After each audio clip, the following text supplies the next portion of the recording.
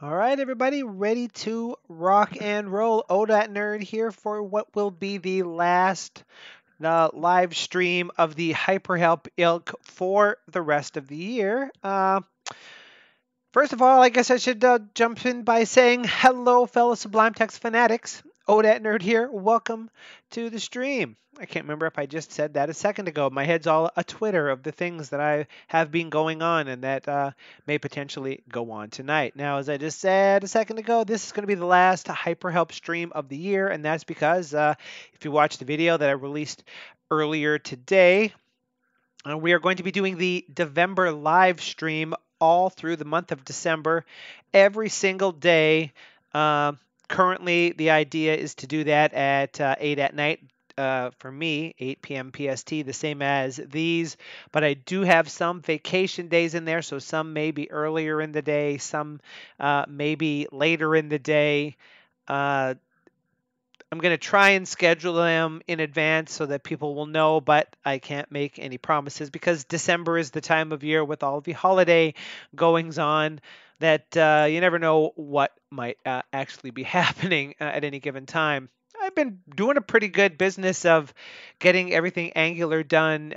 Sorry, I'm looking at something on my monitor here. Getting everything Devember done uh, on a daily basis without having to pre-do a blog in a day's worth of coding. So fingers crossed that we can pull that off this time as well. Now, with that said, the goal tonight is to start the job of turning HyperHelp into an actual dependency.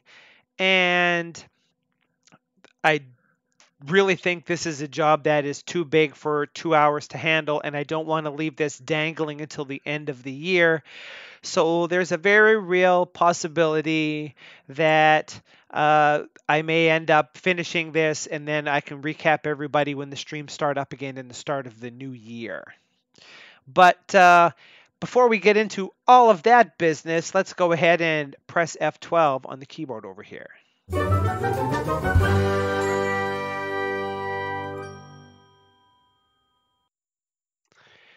Right on, right on. And I'm going to click a little eyeball icon to make sure that stays away. Now, one other thing that I have been playing with, and we'll see how well this works, is if I was to hold down the super key and press F11, in theory, we can see a web browser pop up. Hopefully, it is recording properly here.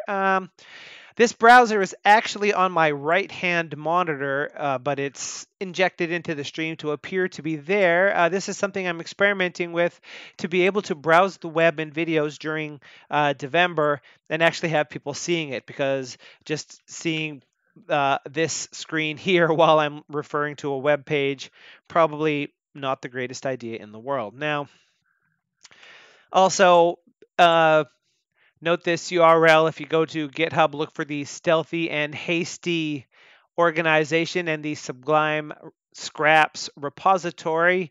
This repository, if you are unfamiliar with it, has a whole bunch of different kinds of plugins and packages and snippets and things of, as the name suggests, scraps of Sublime Text 3 type things.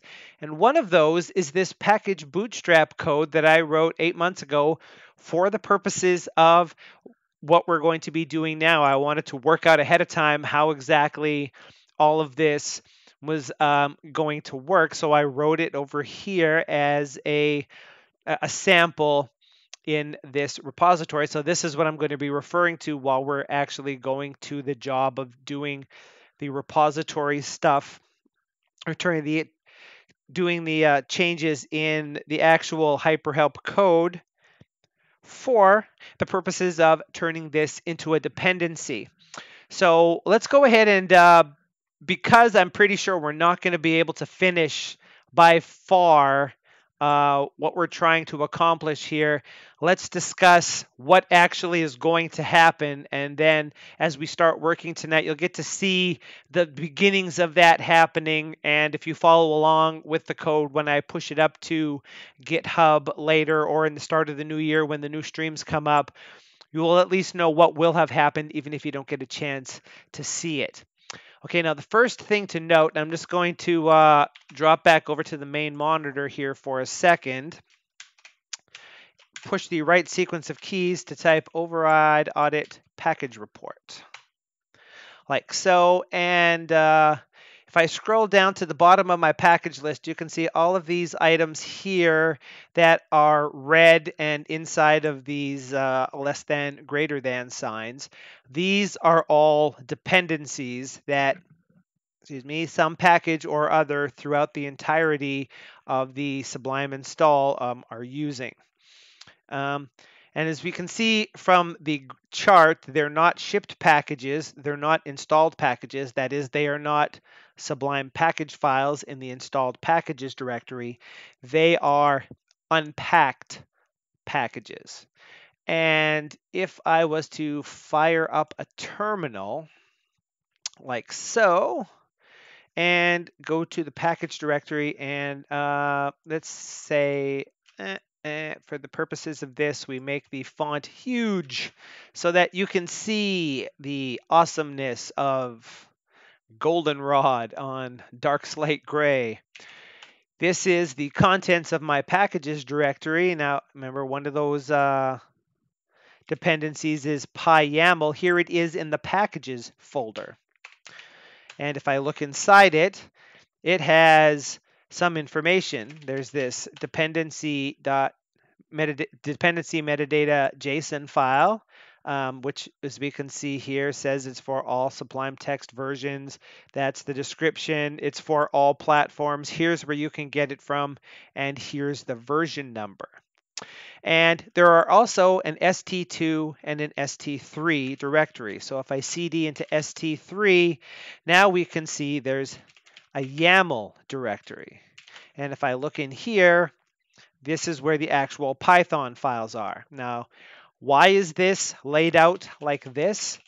For a couple of reasons. I'm going to go all the way down here. The first is that Sublime only loads Python plugin files in the top level of a package. So here the package name is PyYAML. It's only going to try to load Python files in this directory, and there are none. So by having this dependency in the packages folder, absolutely none of its content is loaded by Sublime by default because there are no Python files here in this folder. And that's what you want, because a Python dependency might be something Sublime Text related, it might not be, and the last thing you want is to clog up the module space with a bunch of files that don't have any commands or events in them. That's not going to do anybody any good, right?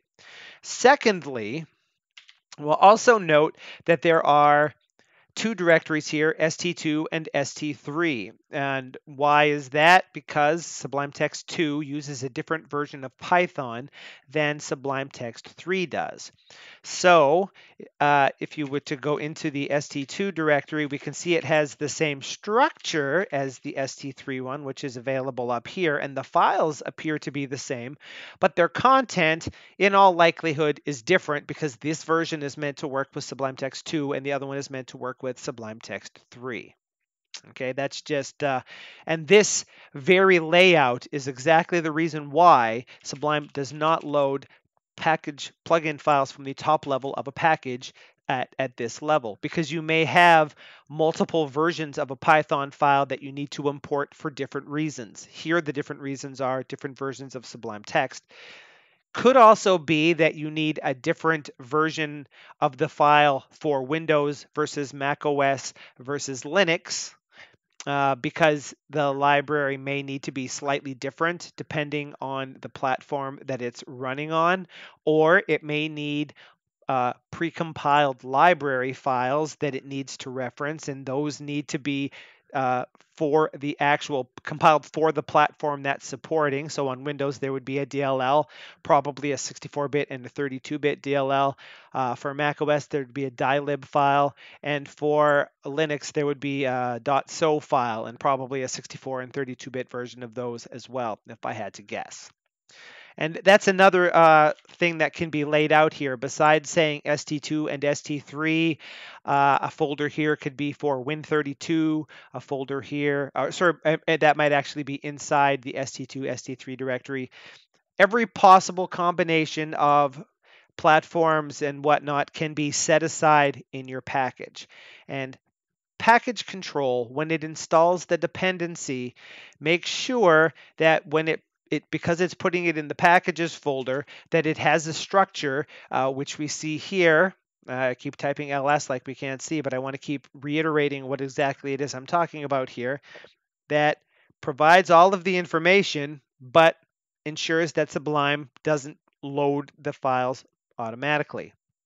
So how are these dependencies actually used? Well, if we go down two directories, well, one directory to be in the packages directory, one more directory down to be the parent of the packages directory, there's a folder called installed packages. Now, this is the place where package control or you can install Sublime package files, which, as we know, are just zip files with a different extension. And any files that are Sublime package in the installed packages folder, Sublime loads as packages. In fact, it actually recurses into directories inside of this directory, so you can have any sort of layout that you want. But one of the packages that we can see in here is 0 package control loader.sublime package. So if I was to take a look at 0 package control loader.sublime package, there's actually a couple of them here, but we're going to use the one that's actually one that Sublime will use.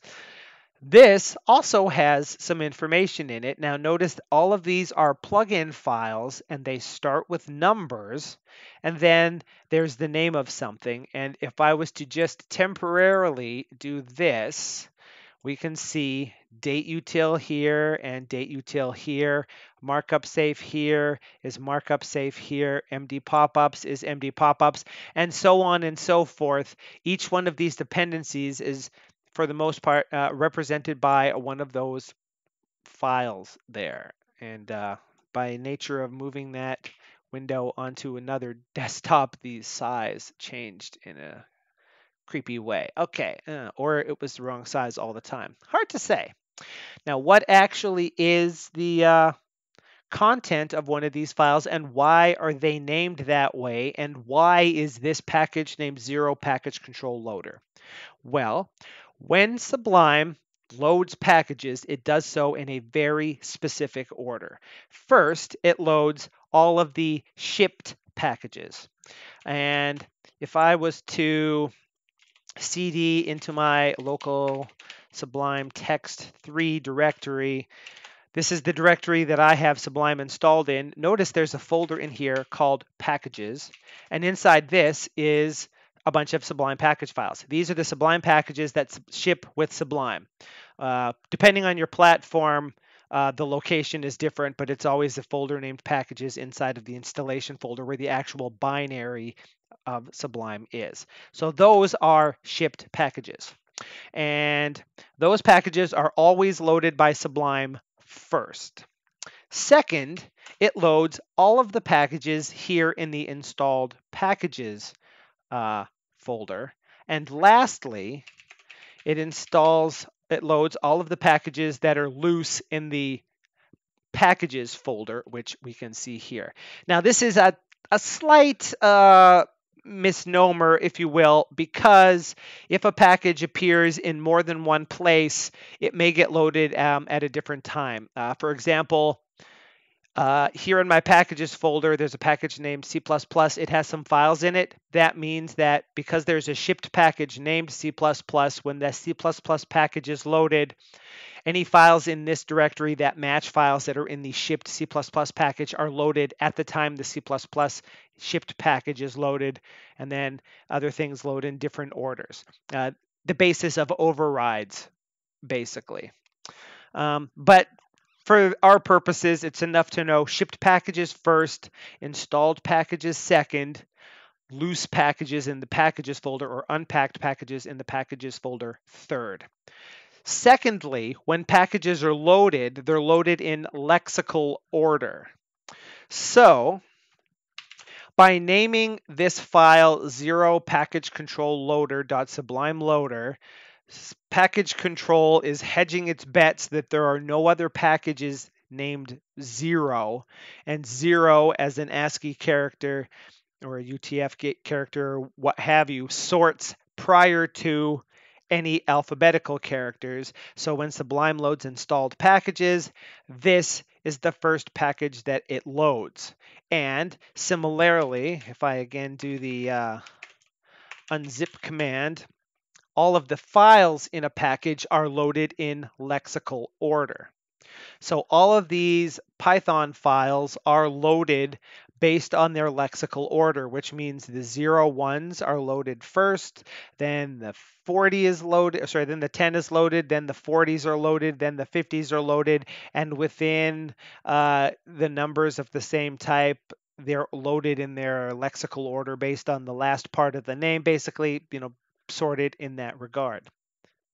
And what do these things actually do? This is the crux of this whole biscuit. Well, I'm going to unzip from 0 package control loader.sublime package. Let's say we load, because we were looking at PyYAML, we will unzip this file. And if I go ahead and cat that file, we can see, what does it have inside? It does this. And the whole purpose of this, if you look at the source code for package control, is to modify the sys.path and system thing in Python, system thing. If I say import sys and say sys.path, this is the location where when you say import blah or from blah import blah, this is the path that says where Python looks for blah. And we can see it has a lot of stuff in it. As a matter of fact, let's say from pprint import pprint and then pprint sys.path. So we can see all of them. And notice there are quite a few places here. And here's the one we are interested in. One of the things in the path is PyYAML/st3. So that means that anytime anyone tries to import a package, it's trying to find it in that st3 directory, right? Now, if I go down one more directory and cd into packages and then cd into PyYAML and cd into st3, this is the path that's in the system path here. And inside here, there's a directory called YAML, right? And inside here is some stuff. So if I say in the console, import YAML, that location is where it's coming from. And all of that stuff I just spent, God knows how much time talking about, 10, 12 minutes, is to get this location set up so that you can import the contents of the dependency. So if we were to look at the hyperhelp, the hyperhelp package as it currently exists, we can see the structure not anywhere close to being what a dependency should be named. It's got plugin files in the top level. That is not something that should happen because they'll just be loaded, and that's not correct. And that's because this is currently a package and not a dependency, right?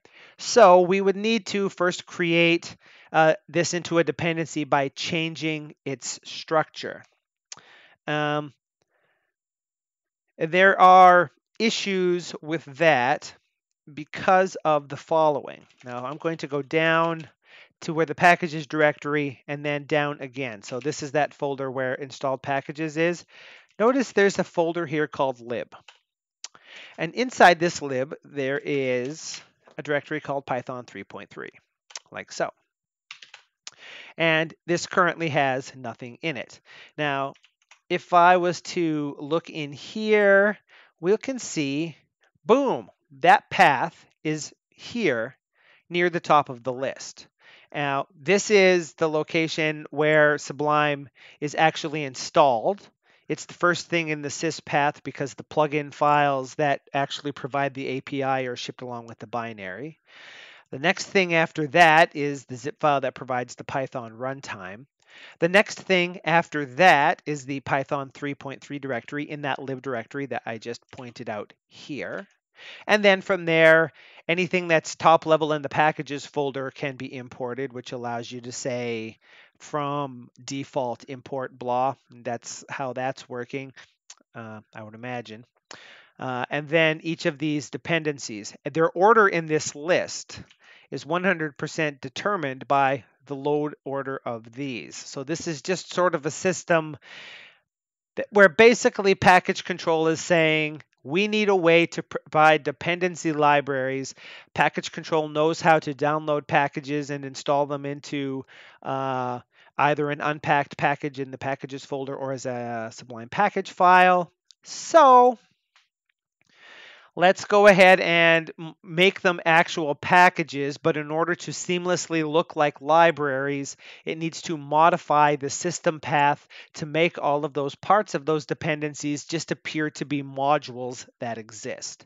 Now, of course, this is not the greatest solution. Will himself, who wrote package control, isn't happy with it, and he's the one that got this lib Python 3.3 directory inserted into Sublime 3 before the official version 3 launched.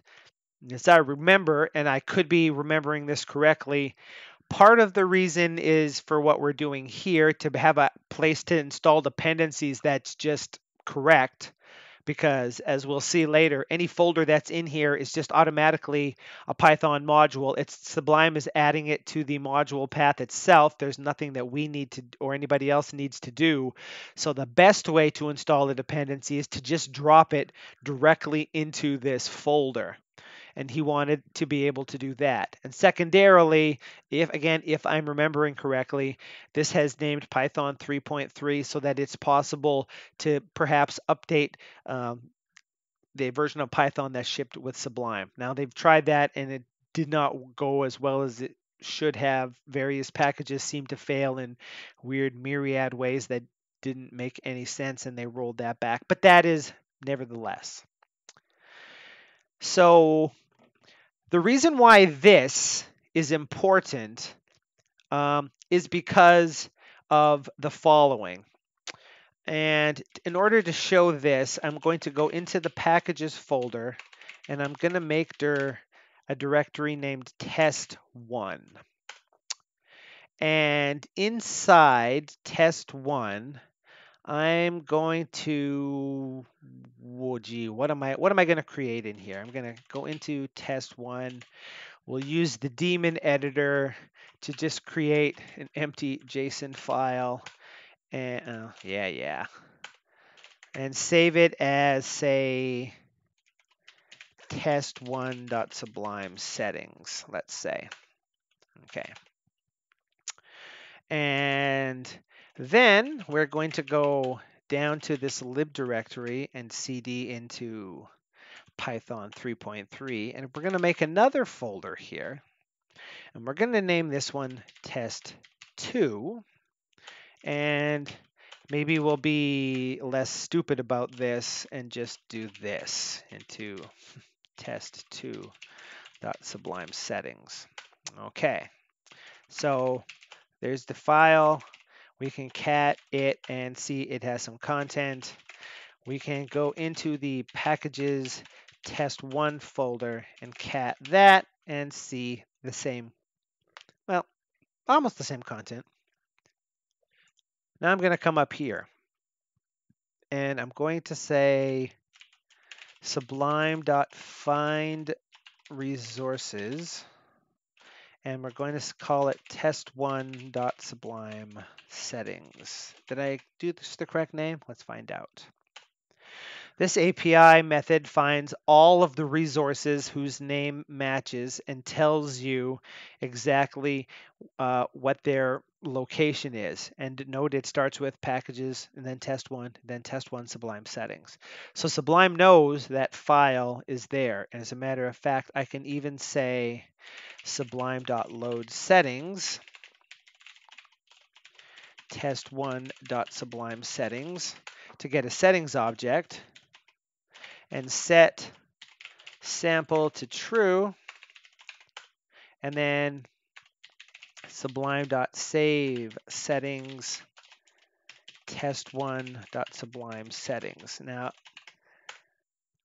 The settings file was reloaded. Now it actually saved those settings in my user folder, which is again the reason why you don't provide a path here.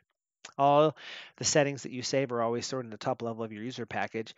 But that settings file was loaded and has been saved back. Now, what if I said Sublime find resources, but I searched for test2.sublime settings? It doesn't find that particular file. It has the same content. Are we led to believe that the fact that there's no new line in between the braces is the reason for that? What if I Sublime load settings test2.sublime settings? Well, I still get a settings object, but this doesn't really do what you expect. And to be honest, I've never actually tried this, so let's see what happens. When I save settings on test2, I imagine I'll probably get a file, but it doesn't really relate to anything. So in order to actually verify this particular thing, let's go ahead and jump into the console here. Now here in test1, again, I'm going to open this, and I'm going to say my name, and the value is true. Okay. And similarly, I will vi the lib python 3.3 test2.sublime settings file and do the same thing. I'll use my last name. Well, no, I'll use my first name. Terrence. True. And exit out. Jump back to Sublime. Notice how it said reloading settings test1. So if I was to go ahead and load the settings for test1.sublime settings and then say x.get my name, I get the value true, even though that isn't in the file that was saved, because that file was loaded. Now let's go ahead and load test2. And again, do the same thing. I don't get an answer this time. This is a roundabout way of pointing out that in no way, no how does Sublime load resources from the lib directory. When we are in here, inside anything in here, Sublime doesn't load anything in here by default. It doesn't find it. It's not a package. Now this has important and drastic consequences on using a dependency like ours that requires both code and a resource of some sort. And the reason for that is this. Everything inside this resources directory here in HyperHelp author, but that's good enough. There is a syntax, and there are Sublime menus, Sublime key maps, Sublime command files, Sublime settings files like we just saw. All of those things are resources that are found absolutely anywhere in a package. No matter where you put them, if they appear in a package, then Sublime will find them and load them. And that is evidenced by the fact that HyperHelp command or HyperHelp author commands appear in the main. Well, if I did this, for example, we can see tools HyperHelp author. Yeah, it's right there. This resource is not in the root level of the package. It still got found. Similarly, plugin files are only loaded if they're in the top level, but this is the commands file, so it found and loaded those. Okay. Now let's imagine that our dependency is installed the way dependencies are installed right now in the packages folder. So there would be packages hyperhelp /all, because there's nothing platform specific about anything, /hyperhelp. And inside that, the contents of this package. Now, any of the Python files aren't going to get found unless someone imports them, but the resources will.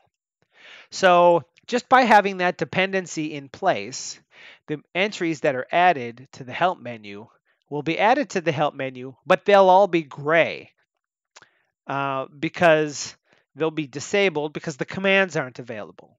And in fact, something that I didn't show here is that when Sublime loads plugins, it loads only files in the top level of a package, which I did say. But then once it's done, it checks all of the top level, if you will, module level symbols to see if they subclass Sublime plugin window command, Sublime plugin text command, Sublime plugin application command, Sublime plugin event listener, Sublime plugin view event listener, all those specific classes. Anything that's of those particular class is added to a list of commands that exist or event handlers that exist. So the fact that it doesn't import commands.py means none of the hyperhelp commands would be imported by default.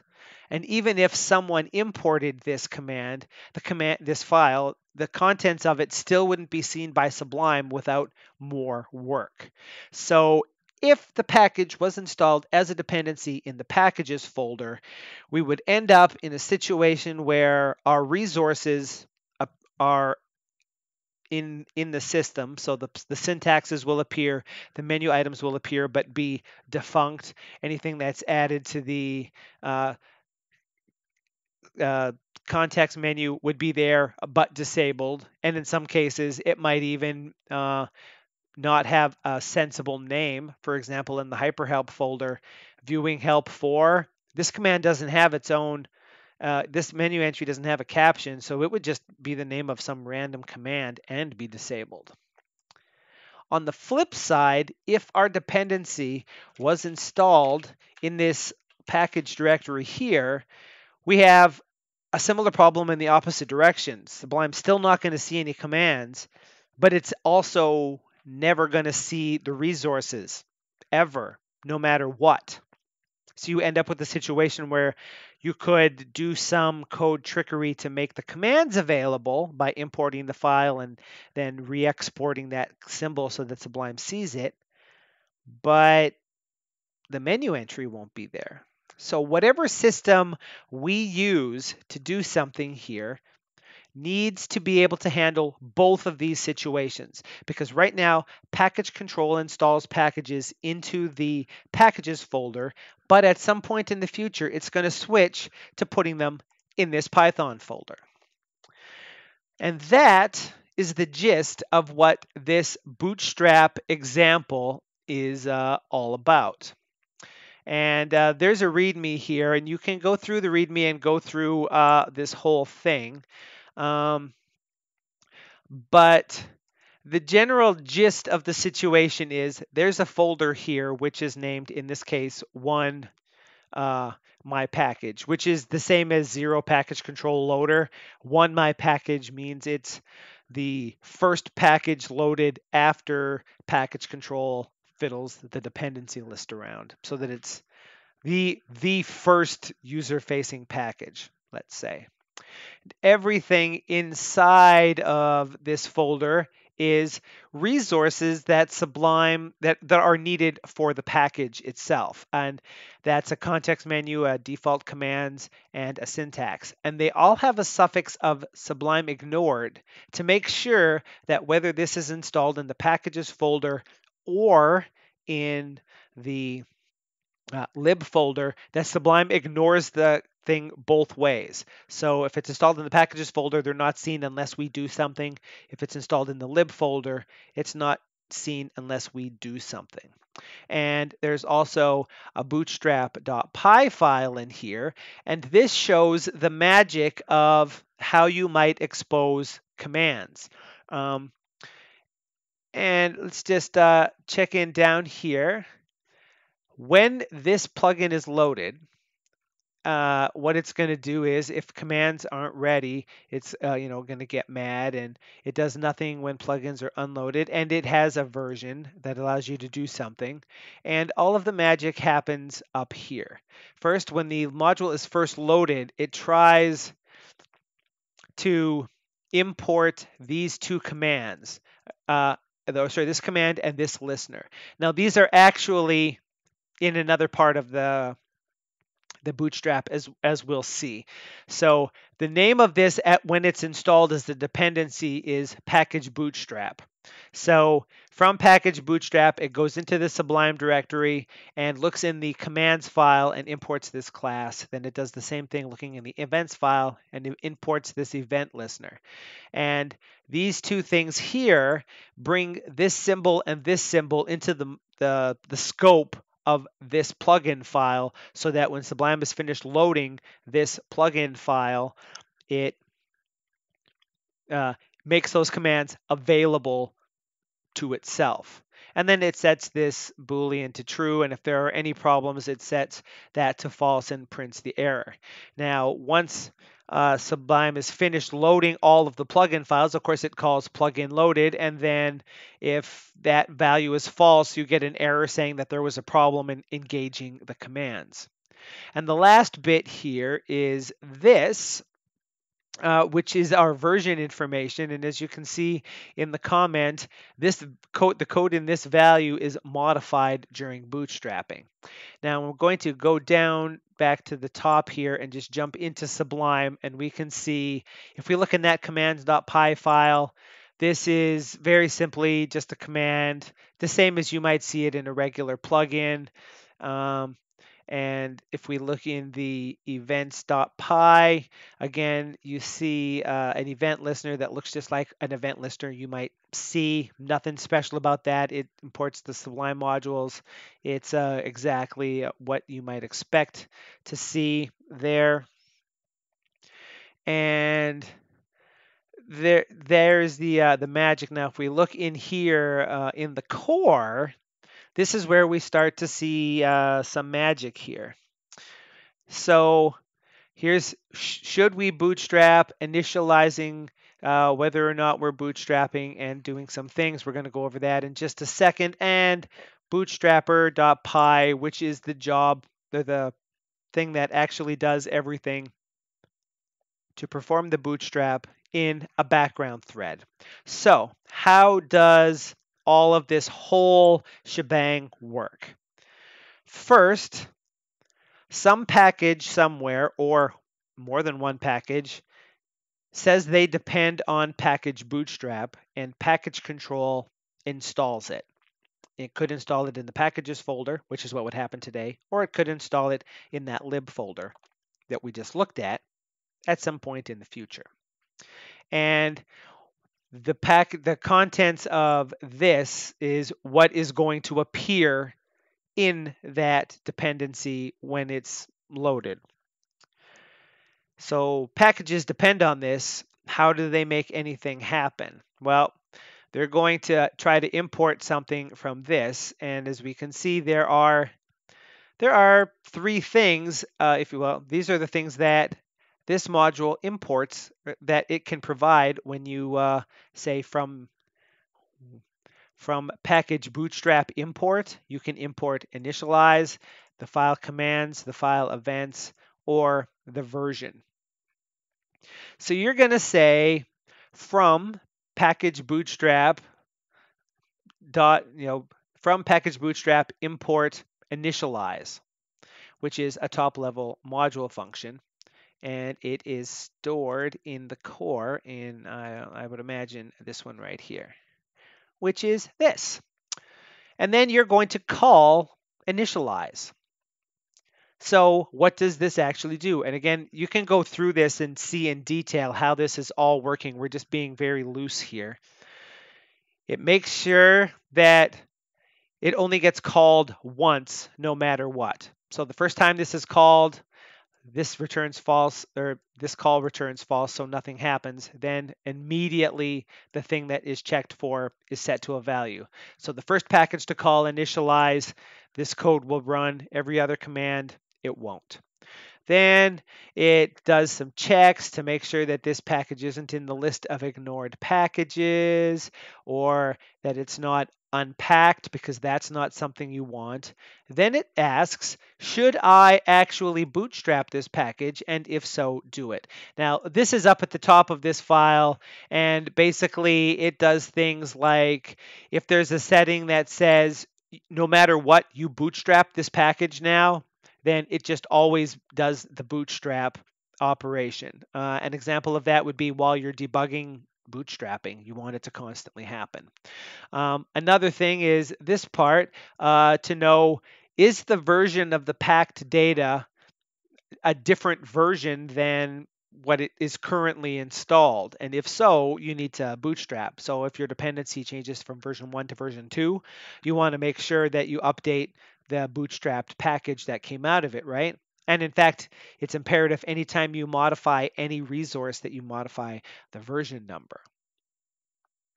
And lastly, if that's not the case, then yes, bootstrap, because this part only happens when the package exists.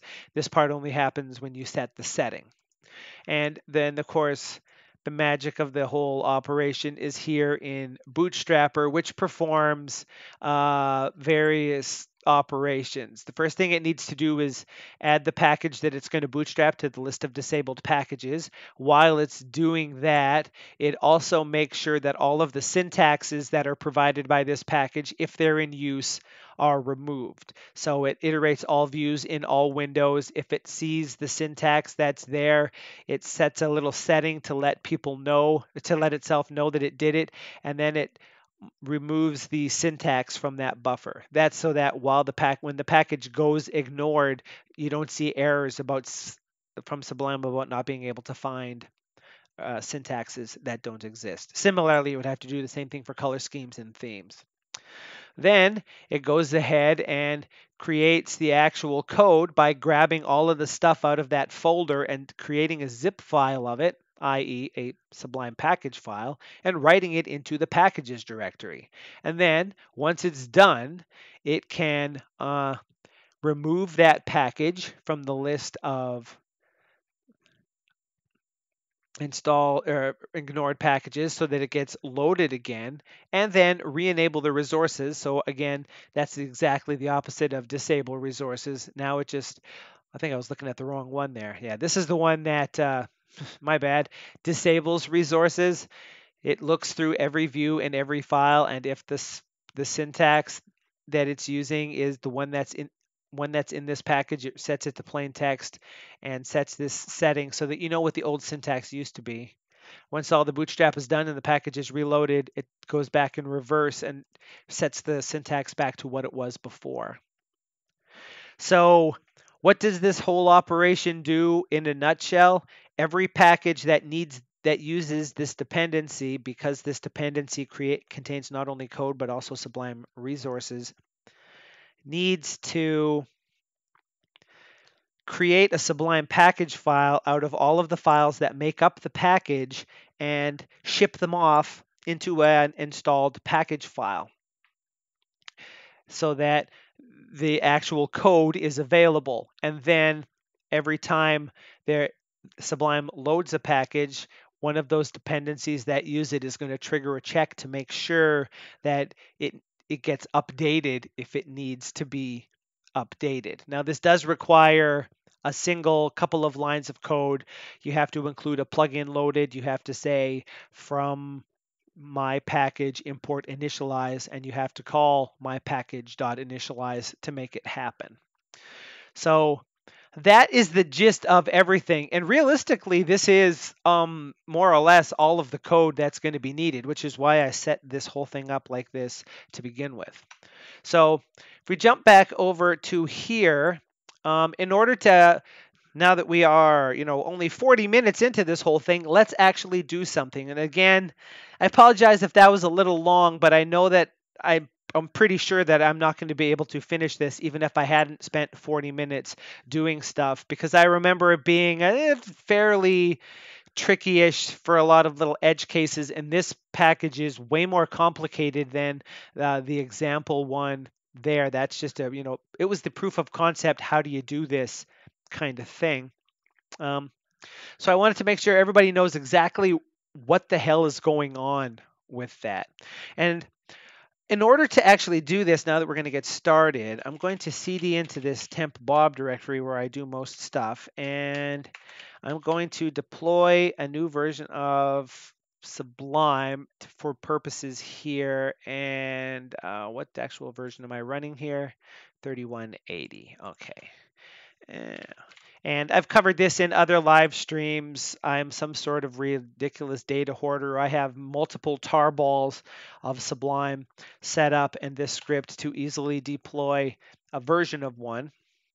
Now, what I'm also gonna do, go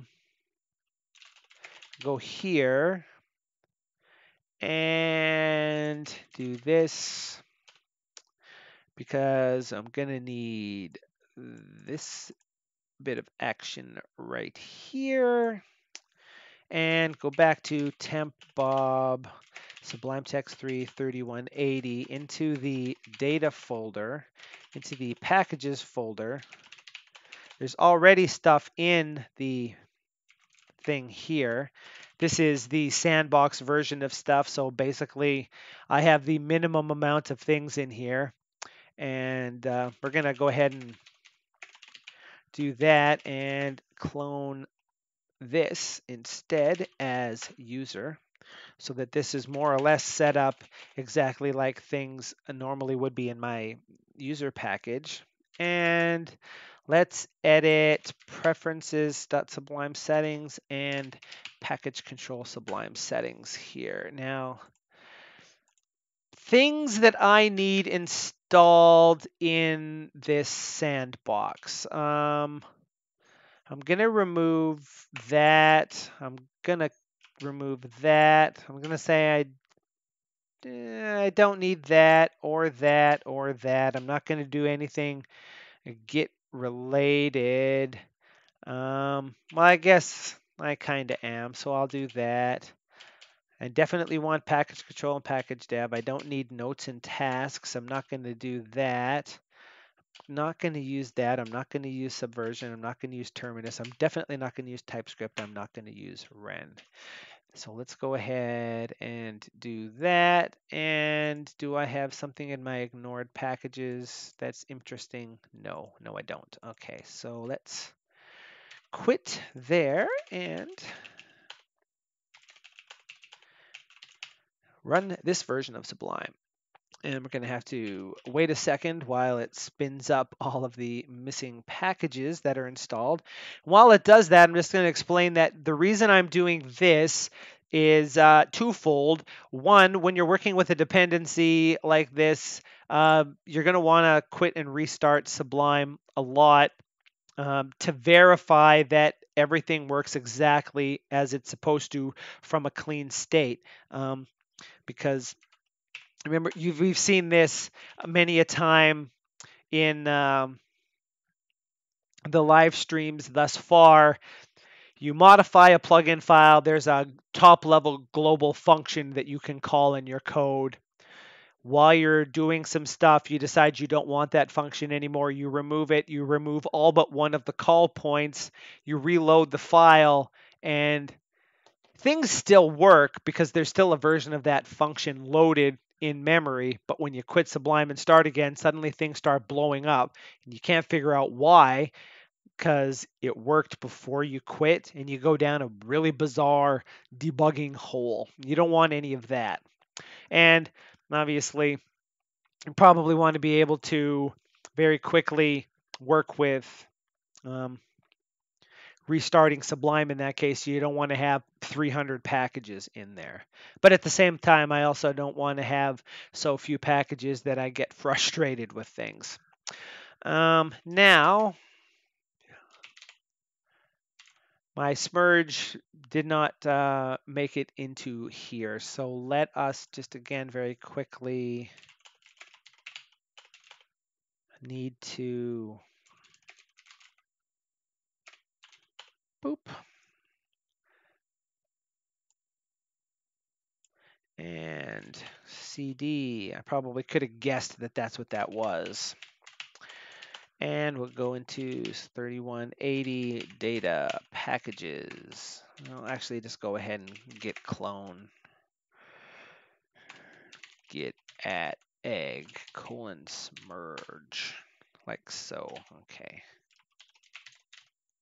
Okay, now it's not available because this actually isn't a repository, but that's okay. Now, the next thing to do, I'm going to go ahead and guess at how this is actually going to work based on that stuff. Is say git clone git at egg hyperhelp as hyperhelp core. Okay. Thusly, it may or may not behoove me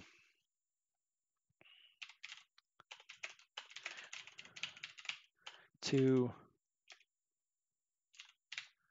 ensure that that was actually up to date. Okay. Just to be sure. Now, I'm naming this hyperhelp core where it used to be hyperhelp because, again, twofold reason. One is the package that's being bootstrapped out when we do this is going to be named hyperhelp, and this isn't hyperhelp per se, it's the core. But more importantly, while Linux or Linux uses a case sensitive file system, so hyperhelp lowercase and hyperhelp uppercase would be distinct. Windows and Mac OS, not the case, so we can't have the same name or worlds will collide. And if you ever watched Seinfeld in the 90s, you know how terrible it is when worlds collide.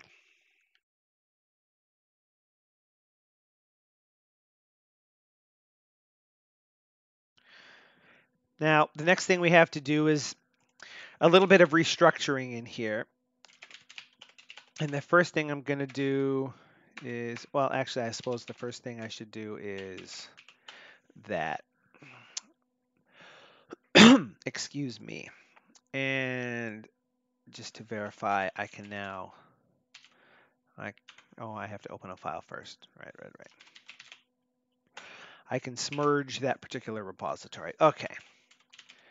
That's good. We got to have our Sublime merge. And we're going to create a branch called Bootstrapper. Now, another reason I'm doing this in Sandbox is because I don't want to screw around with the version of HyperHelp that's in my main version because I use this thing on a daily basis, and this might take a while. So with, I just heard a weird sound. With that in play, here's what we need to do. We need to create, again, we're going to somewhat mimic this structure for this thing. Instead of package bootstrap, ours is named hyperhelp core. So the first thing is there needs to be something that contains the stuff that's going to be the package, which is one_my_package over in this example. But in our case, we're going to make dir a directory called just package. It seems like it would be weird to have a folder named hyperhelp inside of hyperhelp core. And now we need to move everything into package that would normally be part of the actual package itself and not this here. And we're really only concerning ourselves with, at this point, the actual plugin contents per se. So I might say git move resources into package, say, because if I actually showed you in here, doop, let's make that really big. The resources folder contains the syntax for the help itself, for the index, and the thing that lets us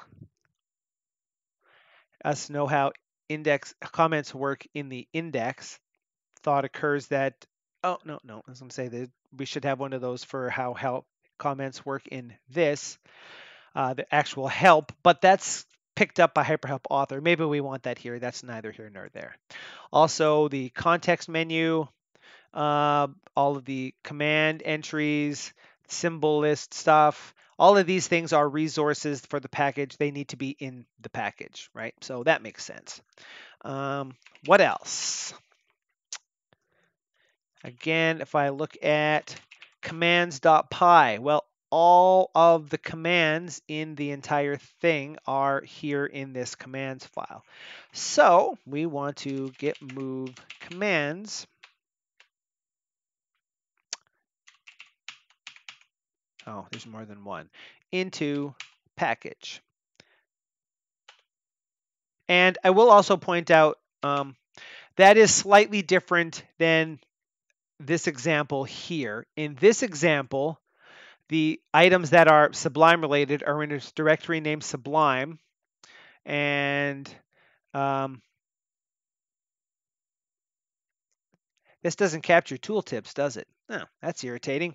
Sorry, that I just realized I wasn't seeing giant black boxes on the capture. I guess that makes sense at some level. In the directory named Sublime are all these Sublime things, which again, as I pointed out, is that one Sublime command, and the other one has the event handler.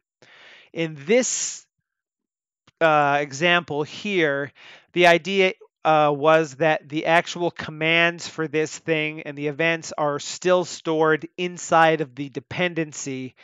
And then when the package is bootstrapped out, it imports all of these symbols into itself. That's one way to do it. That's the more complex way to do it. That's why this example does it that way. The easier way, however, to pull that off is what we just did here, which is to say that the commands file that stores, I should probably close all of these files to make sure things are in the appropriate location. This is now inside the package folder. This is going to be bootstrapped. So this thing actually just has its own native commands.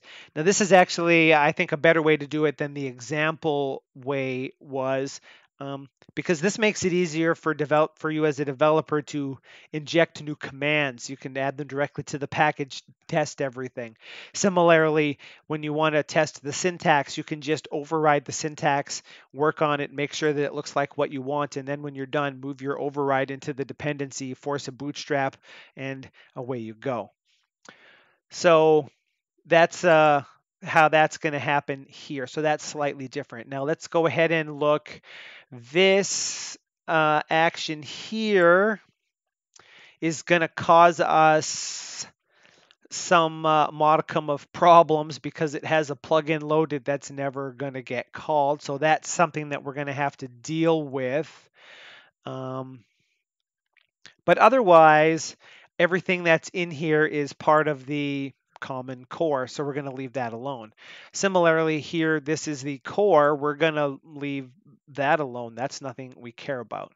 And data, that's definitely part of the core. We don't need to worry about that. Events.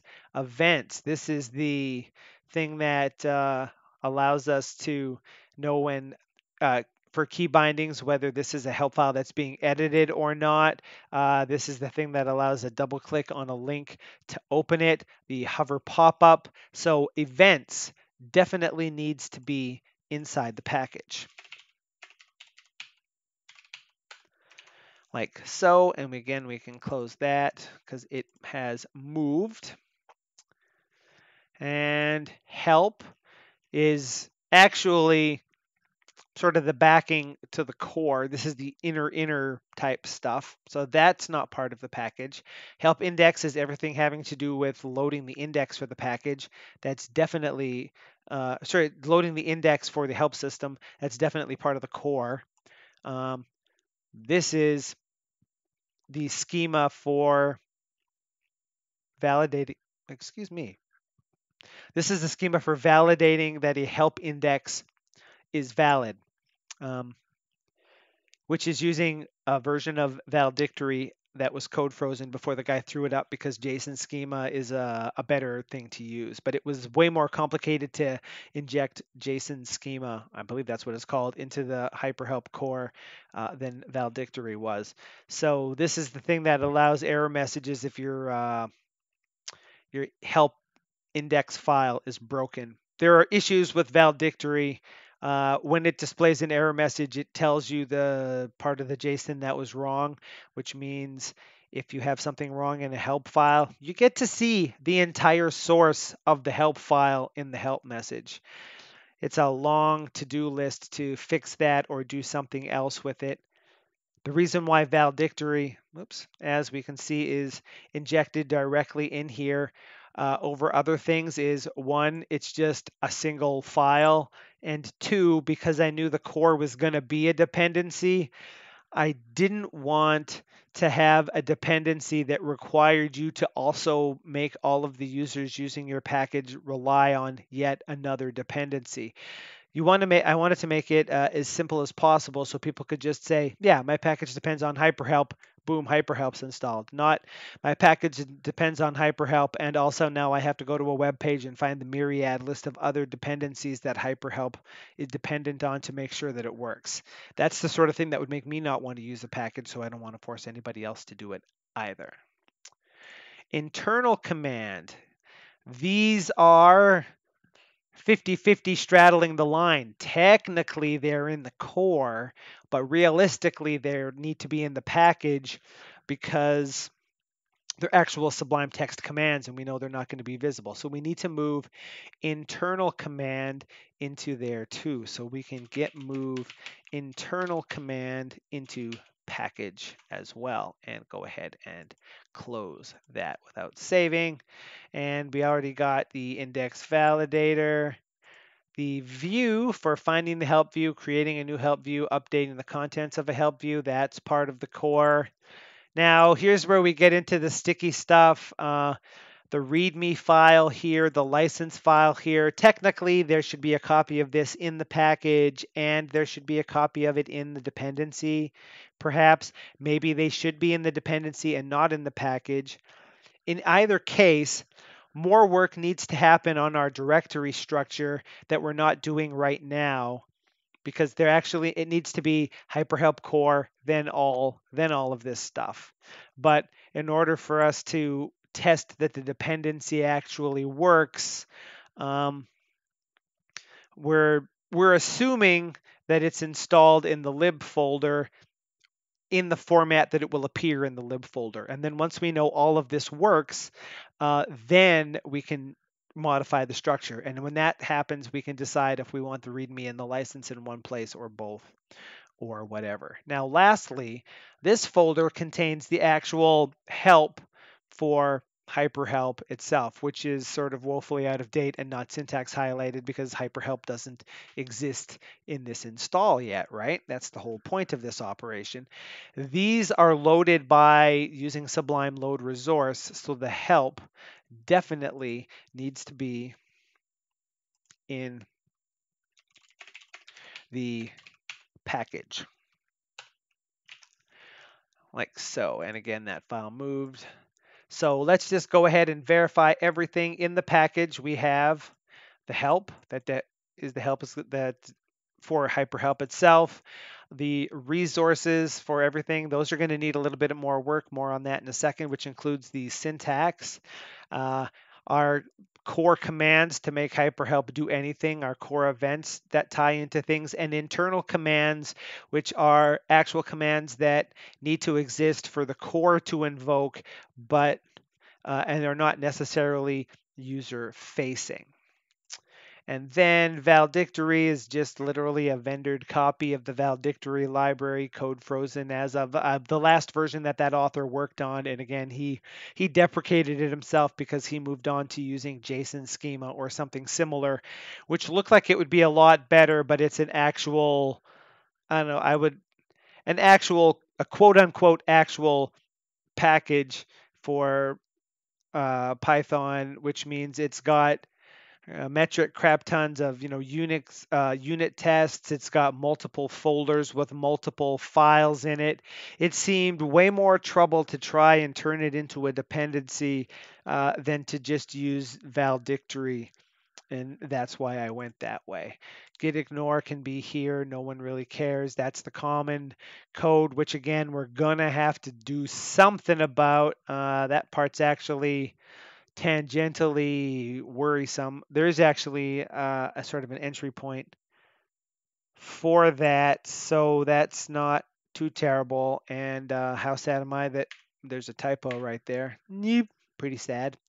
The actual core API, the name tuples that tell us the data, the backing core for the help. Here's we can see loading help file calls load resource for help, which looks in packages, blah, blah. That's why the help has to be in the actual package itself.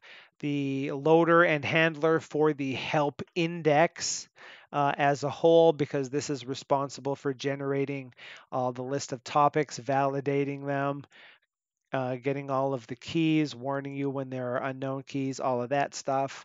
And this is the validation code, which primarily is just the various schemas that you need. And this is how easy it is to sort of validate using valedictory. Although the error messages it leaves are much to be desired. And then there's a view down there.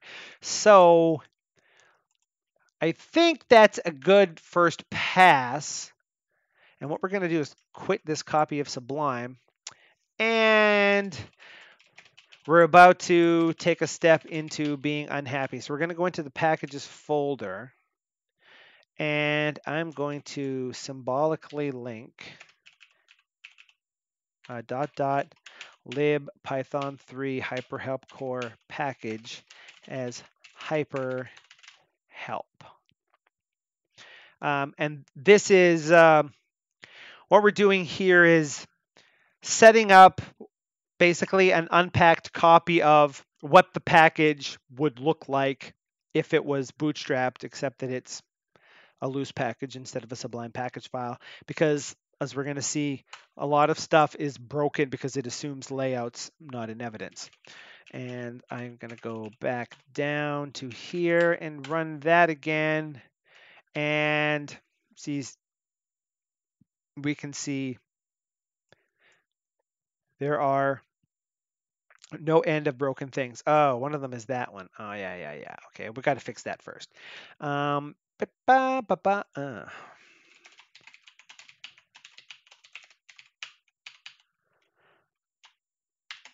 These are three things that are in process, things for the addition.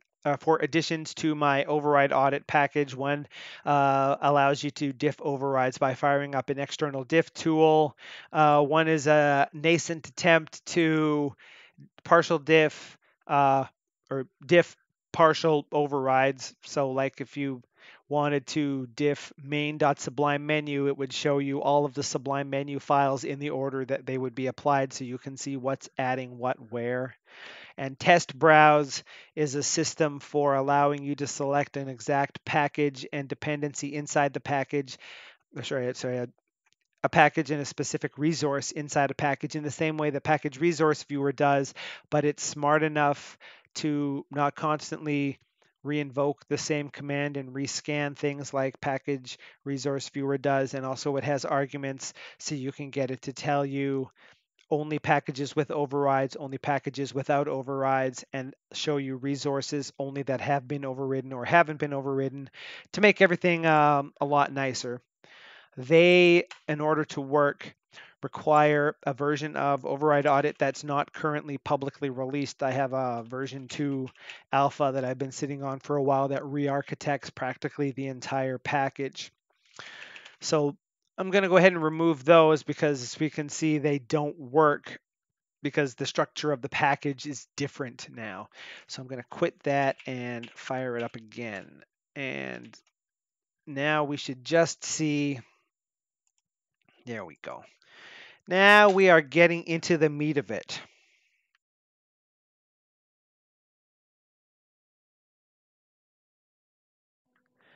Okay. So we're seeing some nonstop errors here in a way that does not surprise us. There is no module named hyperhelp.common. And the reason for that, let's go ahead and see if we can fix the code in the package first so that it doesn't complain so much. I'm going to open all three of these. Those are good. Those are good. All of these are not .core because those files aren't in this package anymore. They're in hyperhelp core, and like so. So if I I'm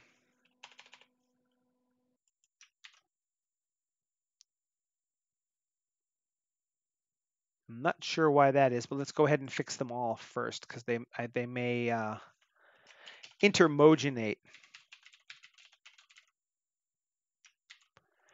And again, this is the sort of thing where I know that it's when you look at the sample code in the repository that I was showing you, it all when it hangs together nicely. But the key thing there is when hyperhelp core. No module named hyperhelp. Now I'm going to fresh load it now that that code has been fixed because this is one of those examples of maybe things are in a bizarro state. So what are we looking at? Hyperhelp command line 9 from hyperhelp.co. Okay. So now we also maybe need to fix some stuff in here, and I believe I know what might be going on there. So let's just close those for the time being, and we're going to open U. That looks okay. .view is in this folder. In fact, let's not even do it that way. Let's say, okay, so those look like they should all work. That should work. This is the one that's mad. And that will work. And that will work. And that will work. So literally, the problem is this. We need to search for this because it's, oh, or is this not actually needed anymore? I'm going to comment that out and see. That might be something that I put in here that it turned out that I didn't actually need. If the word core doesn't appear anywhere in this file and the word hyperhelp only appears there, then that may not actually be needed. So maybe we'll just go ahead and remove it and quit and restart. How are we looking now? Okay, now we're looking good. You may remember that from the horribleness of a live stream where I spent a long time realizing why something wasn't working the way I thought it should. And then in the next stream, I threw that code away and made it better anyhow. So now all the packages have loaded, and there's hyperhelp commands, events, and internal command. Now we're already expecting this isn't going to work because we know there's more stuff that has to happen. So that part is good. It's finding the help indexes. I should actually, I guess, get, yeah. We're looking pretty good so far. Now I believe what we're gonna find are a few things we know are definitely not gonna work. And in order to see those, one presumes there's actually links in here. So I'm not going to lie, I'm actually kind of surprised that that is working because of this.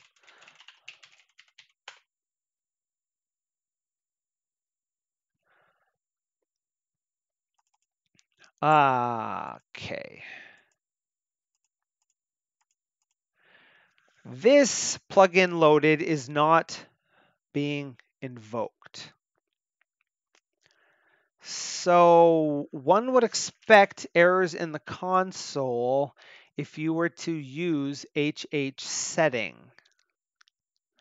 From hyperhelp core.core import HH setting.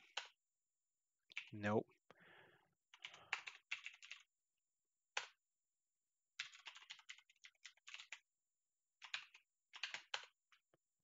Missing one partition to argument key. So I'm going to say hyperhelp date format.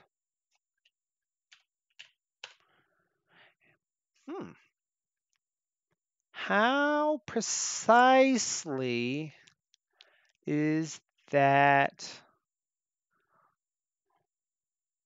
Maybe I'm actually lucking out hardcore mojito here.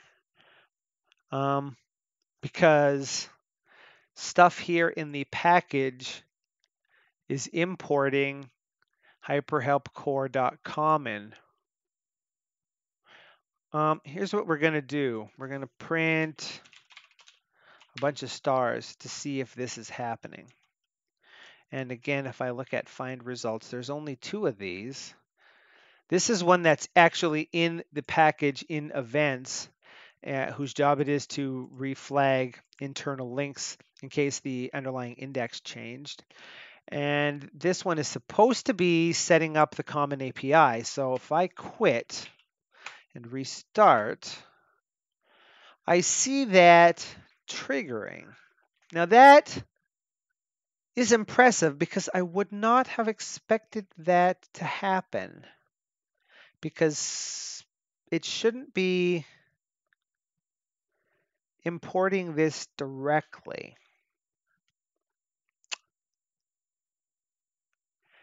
And I can only imagine that because .common was loaded, it has a module, and so that's loaded there for our own edification. If I subble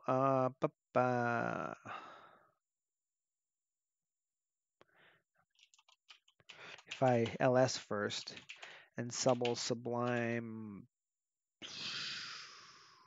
plugin.py,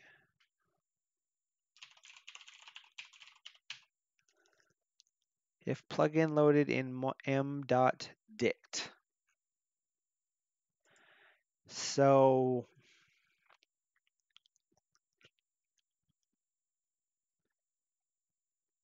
this is the code I was mentioning earlier, where when it loads a plugin, it looks for the directory of items in that particular thing. Do we see it loading that? I'm going to go ahead and do this. Verify this is in data library pin 3 hyperhelp core. So I'm going to print loading the common core in the hyperhelp core dependency. Oop. I did not mean to do that, meant to do that. And fire it up.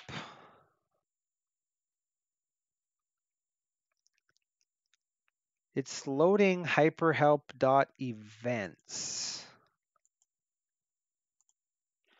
So when it loads hyperhelp events, so I'm going to guess that that is in fact what's happening.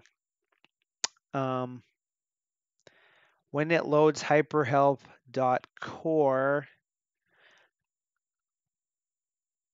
no, it should be hyperhelp.common, shouldn't it?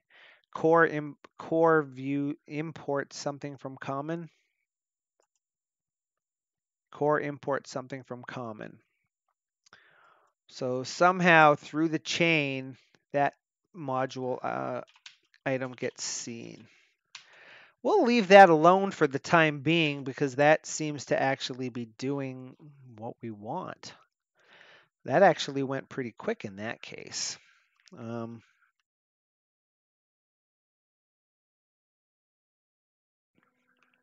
Is this trustable? Is the question. So, oh, that's irritating. Let's fix that. There we go.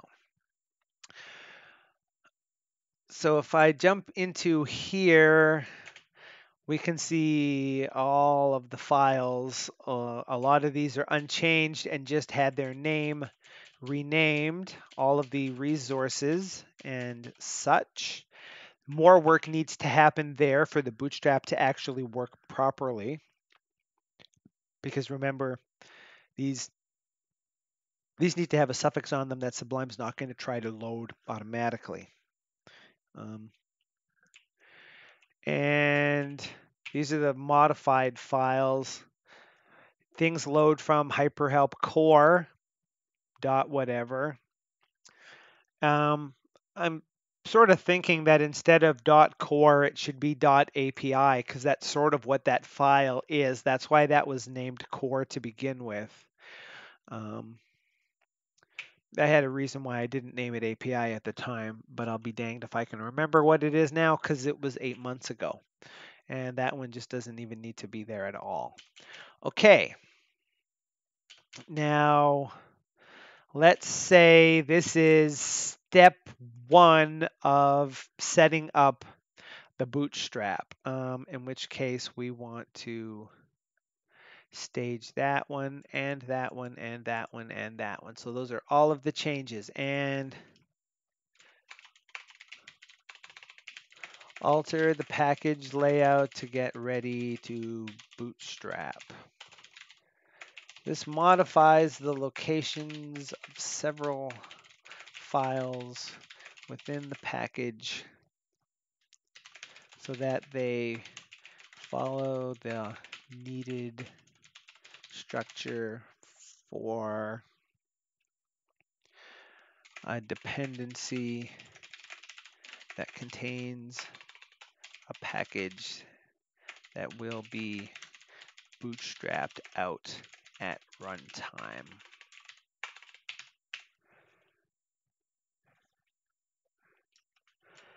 And commit that. So we're one commit ahead and irrevocably committed to things now. Just to set up my normal structure, I'm going to shoot that over there.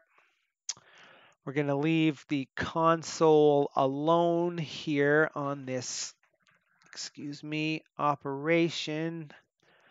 And let's check my list. Set up a sandbox, check. Minimal packages, check. New clone of the repository, yes. In lib, definitely did. Did I explain why I cloned this into the lib directory instead of the packages directory?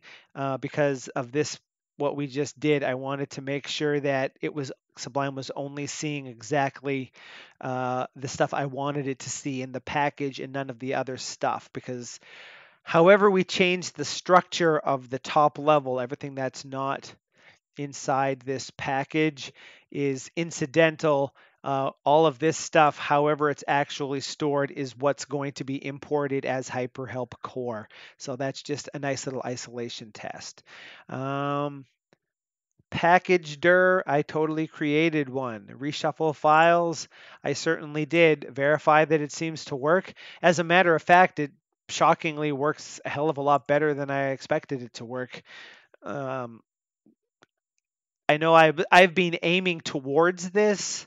So, I mean, obviously there's more testing that has to happen to make sure all of the aspects work, but it's pretty damn good for a first try. So, we can now hop on over to, and again, we're going to show what's happening over here. init.py has this contents in it. And okay,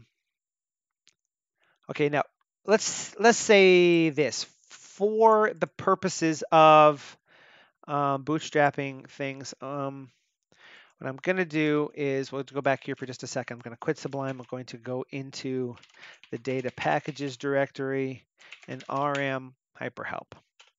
Okay, so the package no longer exists. And whoops, go here. And see, now this is the sort of thing that you want to be able to recover from when you're reloading the file. The syntax goes away, you get an error message that's irritating. So I'll just close that for the time being. Now we verified that that is the case. Jump back over to here. So this is a top level init.py so that you can import stuff from the HyperHelp core and see a certain set of things. For our purposes right now, I'm not. I I guess we need this for the version tuple. We definitely don't need this because this was for exposing the two files, the commands file and the events file, so that the code that was bootstrapping this package could do stuff to make the contents um, available to Sublime, that command. We don't need that. What we do need is the initialize, and we do need, I guess, the version. So let's go ahead and I'm gonna copy paste my own code. So let's see, that's in here. We want a new file. Let's go ahead and shrink that down a little. And I should have the good margin there. Ish. Oh yeah, because it's not Python yet. That actually is probably the very wrong margin. I probably didn't need to save that. And I'm going to save this in HyperHelp core as underscore underscore init underscore underscore dot py. Boop. There we go. Yeah, that's about what I figured. Now let's see. We from core dot startup. We don't want to say dot core. We'll name it just dot startup. We don't need that one. The initial version of the package is that. We don't need commands. Was I importing those? Yes. So let's say, this is where I show my ignorance for Sublime type stuff, because you want to be able to import core common. I should actually check what all needs to happen here. Common view core help. I'm going to guess practically everything. Core help common. Only the internals import data, but that's neither here nor there. We don't need commands and events here. We do want version.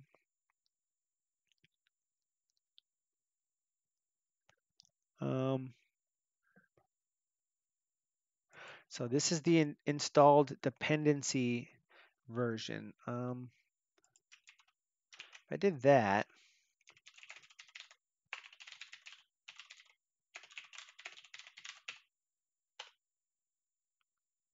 yeah, okay.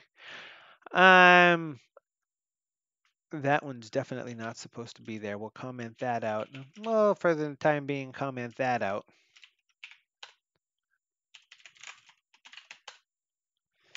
So that part is working. We're going to need to implement that. And now, see, as I say, this was...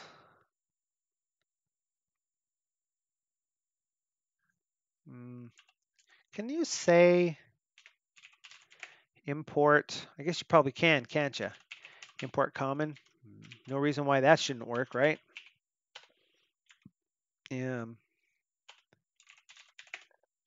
Core data help. That's an unfortunate name.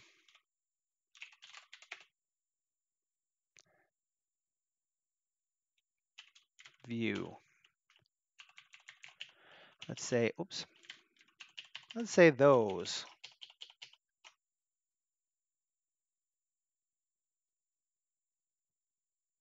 Maybe that doesn't actually work. We better verify that. Because I have one of those weird, yeah, that's what I thought.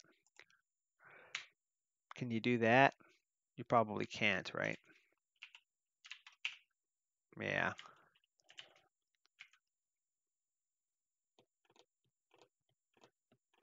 Maybe I don't need to do that. All things being equal, I'm willing to bet this is where the bulk of my development time ended up last time.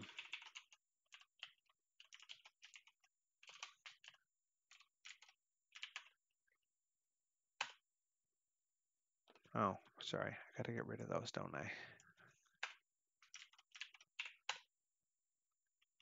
From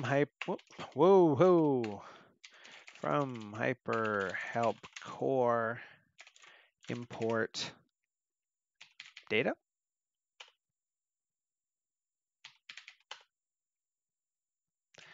Data dot, can't remember. Header data.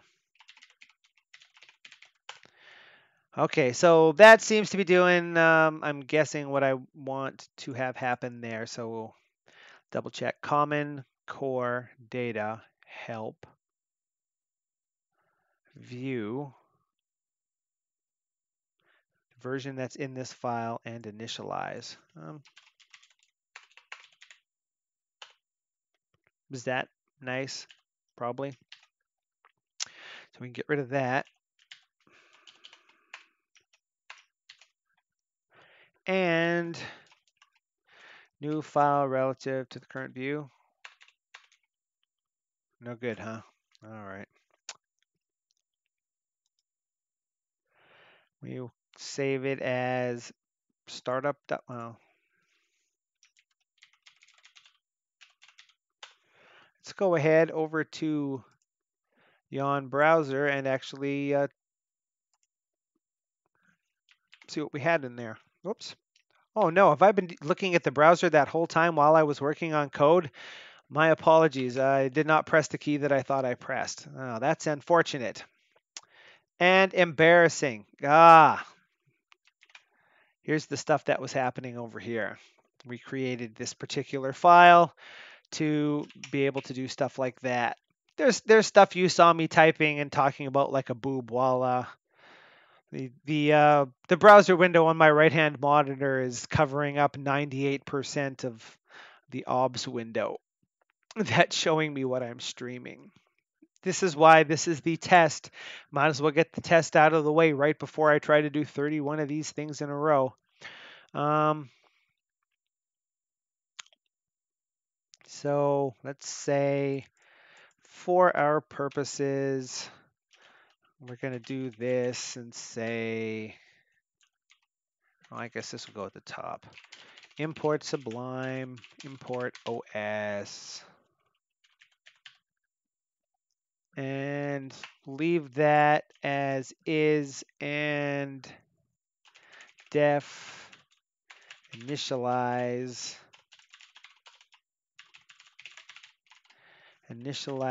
save, and then we can say from .startup import initialize and include it there, and quit and restart. And if I said from hyperhelp core import initialize, I can do it, and then I can, and oops, that doesn't work. Initialize says initializing, and from hyperhelp core import help index list. Whoops, and help index list. When I call it, gives me all kinds of stuff. So that trivially is doing something.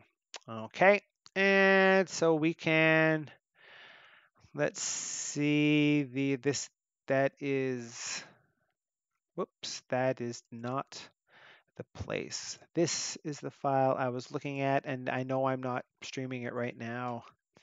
This is what we are trying to get going, and hand wavy, that is what we see here. So that part's good. So we're going to go into the core, and that was startup.py, right? That's this bad boy here. So actually, let's go ahead and again raw that and steal my own file and save it. This time, I'm going to double check that the key that I pressed actually worked. There's some, not that I'm trying to defend myself or anything, but I tried to do this with F11, and the way OBS grabs the key, it would do the thing and then also shoot stuff into full screen mode, which was irritating. So then I tried to throw it on Super F12, but when you press Super F12, stuff happens over here in the old. Oops, I pushed the wrong one. Oh, that's double embarrassing. There we go.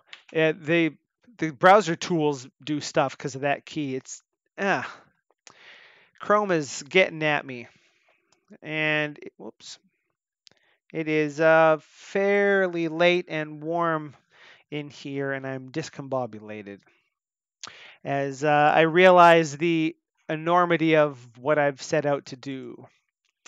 So clearly I'm going to need a .bootstrapper for that stuff to work, but check to see if the package, if the Bootstrap package needs to be created, updated or not. This checks both the existence of the package as well as the bootstrapped version is different from ours. So save that. We're going to say settings get hyperhelp force bootstrap, and we can change this to hyperhelp bootstrap forced skipping check return true. Now this part isn't technically needed the way that it's implemented here using from import lib import is do import and then call do import package.file with all of that BS there. That was needed because now see now that I know that's the key, I'm pressing it all the time. That was needed because of this over here. This one my package. One is not a valid character for a Python package. It was named that to make sure that it gets loaded first, but it causes problems. I'm going to leave the code there that way for the time being. And we're going to call this hyper help core 1.1 up to date, let's say, or upgrading hyperhelp core from blah to blah, logs it, and hyperhelp core system package is missing bootstrapping return. Now this is the next part. This is actually the initialize call.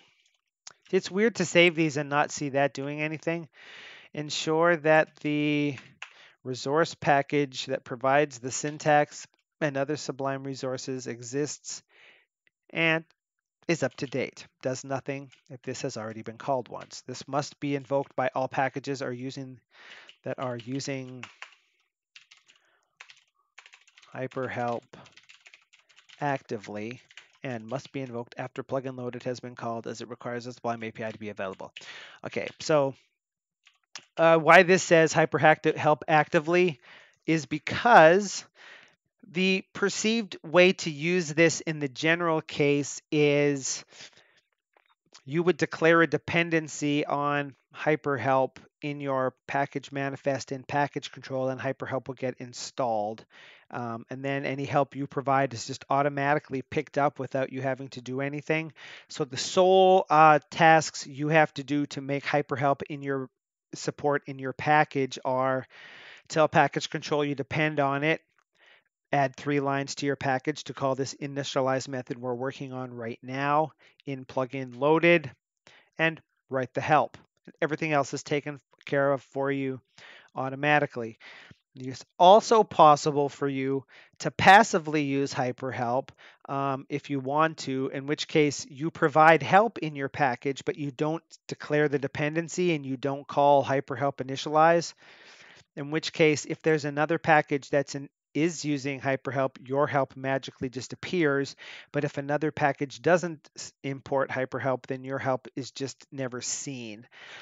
I don't know that anybody would want to do it that way, but I wanted to support it. So again, let's just go through all this code. If this initialize method has a complete attribute, you can go ahead and leave because this has been called once. Otherwise, set that attribute, load the preferences file, and get the list of ignored packages. And here's where we say what we're checking for here is, I'm just going to change this. If the bootstrapped package, okay, what we're doing here is this whole purpose of this is to grab the contents of this package folder and create a hyperhelp.sublime package. So the first thing to test when that's happening is hyperhelp in the list of ignored packages already? If it is, that's a problem. Either there was a problem during a bootstrap, or something has gone haywire and nothing is going to work properly until it's removed from that. Now, this is something we see all the time in package control. Sometimes package control, when it updates itself, gets stuck in the ignored packages. So because we have the unique ability of having our code decoupled from the actual package and thus still runnable, we can verify that this is the case and give a warning. But we only want to give such a warning in cases where it's an accident that this happened. I did it again. Jesus Christ. We only want to ignore. I'm going to stop going to the browser now because that's getting a little too irritating. I can't see enough of the OBS window to know what it is I'm streaming. This thing is a complete train wreck. You might want to ignore hyperhelp, but you don't want to get irritated by messages all the time. So in order to make sure we can catch problems and still let you ignore, you have to specifically set a setting to support that. And we're storing this in the preferences right now and not in the hyperhelp.sublime settings. Possibly we might want to actually put that in the hyperhelp settings. We're going to leave well enough alone for right now. This goes back to a couple of streams ago when we were adding an actual hyperhelp sublime settings in preparation for this event. It wasn't originally intended to go this way. Check to see if the bootstrap package is in the list of ignored packages and complain if it is, unless the user has also purposefully set up a setting telling us not to. This makes disabling the package a two-step operation to stop potential confusion on the behalf of the user, since they technically didn't install the bootstrapped package directly and might not know what it's for. So if that's in the list of ignored packages, if that setting is there, then say package name, package ignored. Oh, and the package name is bootstrap package. Is that anywhere in here? Yeah, that's going to be in Bootstrapper, so we're not going to worry about that for the time being. The package name package is currently disabled. Please remove this setting. Please remove this package from the ignored packages setting and restart Sublime. If your intention was to disable, this should also be package name. That's a bit of a bug. Set the value of, this should be, this is less of a bug. Hyperhelp, ignore disabled setting to true in your preferences Sublime setting file to remove this warning message at startup. Okay. Check to see if the bootstrap package is unpacked and complain if it is, unless the user has also purposefully setting a setting telling us not to. And this again, and we're going to go ahead and do that. And oh, shoot. Why is that named my package? Let's just double check this again. If hyperhelp package ignored, we'll just say hyperhelp disabled in that case. Let's say the hyperhelp package is currently disabled. Please remove this package from the ignored packages setting and restart Sublime. If your intention was to disable hyperhelp, set the value of the hyperhelp ignored disabled setting to true in your preferences to remove this message. Startup. Okay, so now we're going to say here, it's never going to be surprised by that again. No.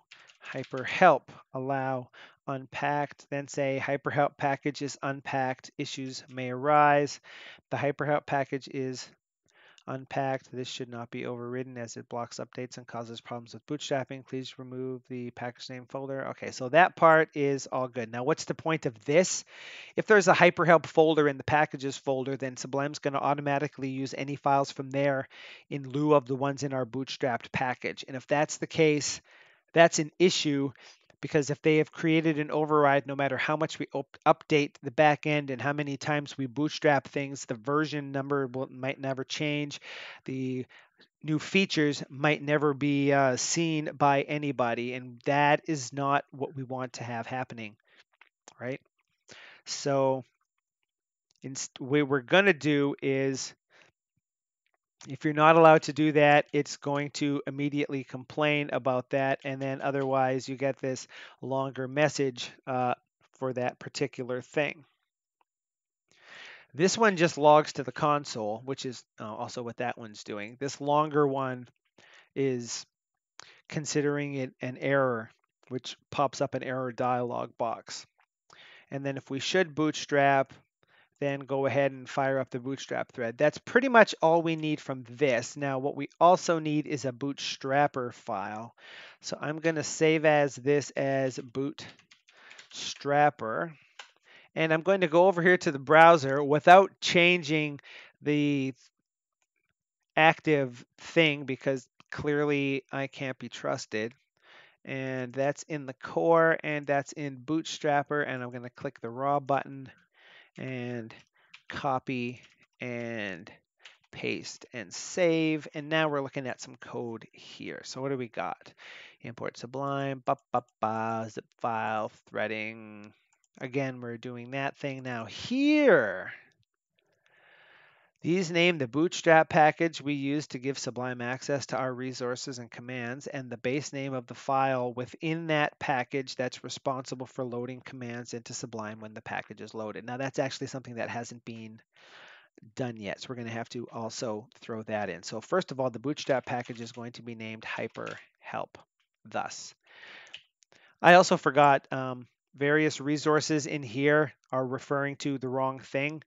They're referring right now to hyperhelp slash resources slash default linux.sublime settings, for example. That's going to be wrong now because they're in hyperhelp uppercase resources, but we're going to have to fix that in a minute. We're going to leave that file alone. Here is a log and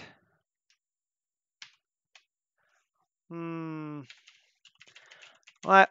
Hyperhelp core error. Well, we'll just leave it like that, I guess, because these are pretty similar. Generate a message to the console. So Sublime error message.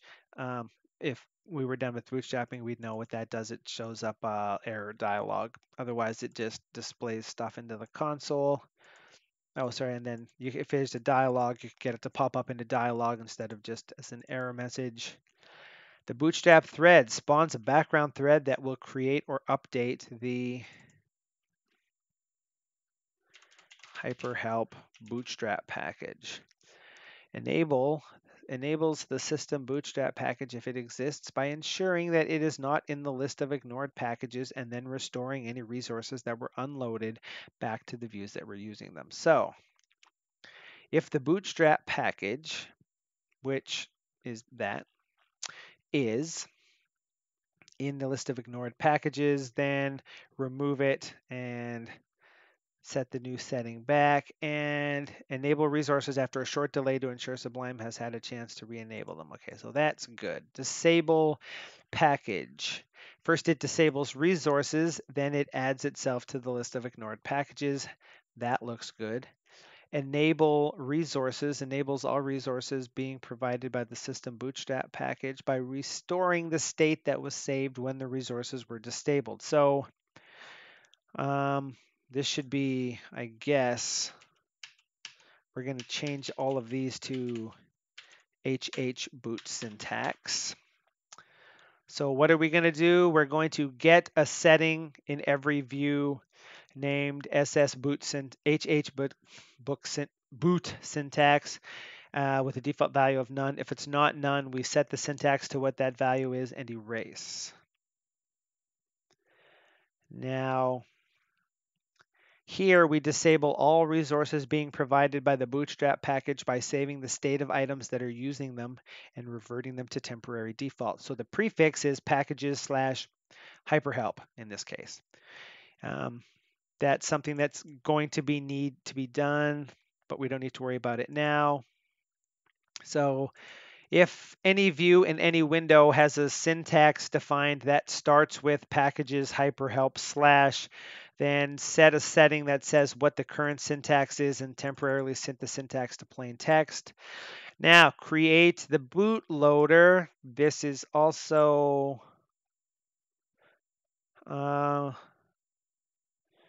okay, I think. We'll see what this does in just a second. Create the bootstrap package. Bootloader.py, which, as I believe we know at the top, bootloader is named Bootstrap, like so. Ba-ba-da-da-da. Okay, let's see. That's this thing here. We also need to rename those things. So basically what this is doing, in fact, I will even zoom that out so we can see it a little better. Create Bootstrap package. What does it do? It goes into this package folder, which I think we need to, we'll tweak when we come to it if we haven't seen it, and walks it and grabs every single file in here and adds it to a zip file. And in the specific case of something that ends in Sublime Ignored, it's archived without the Sublime Ignored on the end. So color context.sublime menu.sublime-ignored just becomes context.sublime menu. So the bootstrapped version is actually something that Sublime will see. And if the file that we're archiving is the bootstrap file, which is the file that we're going to see in just a second that this thing is doing something with, then we create a bootloader and write that string. Otherwise, we just write whatever file we loaded, display an error, remove the package, return success. So here's the actual launching of the thread. Create or update the Bootstrap package by packing up the contents of the resource directory.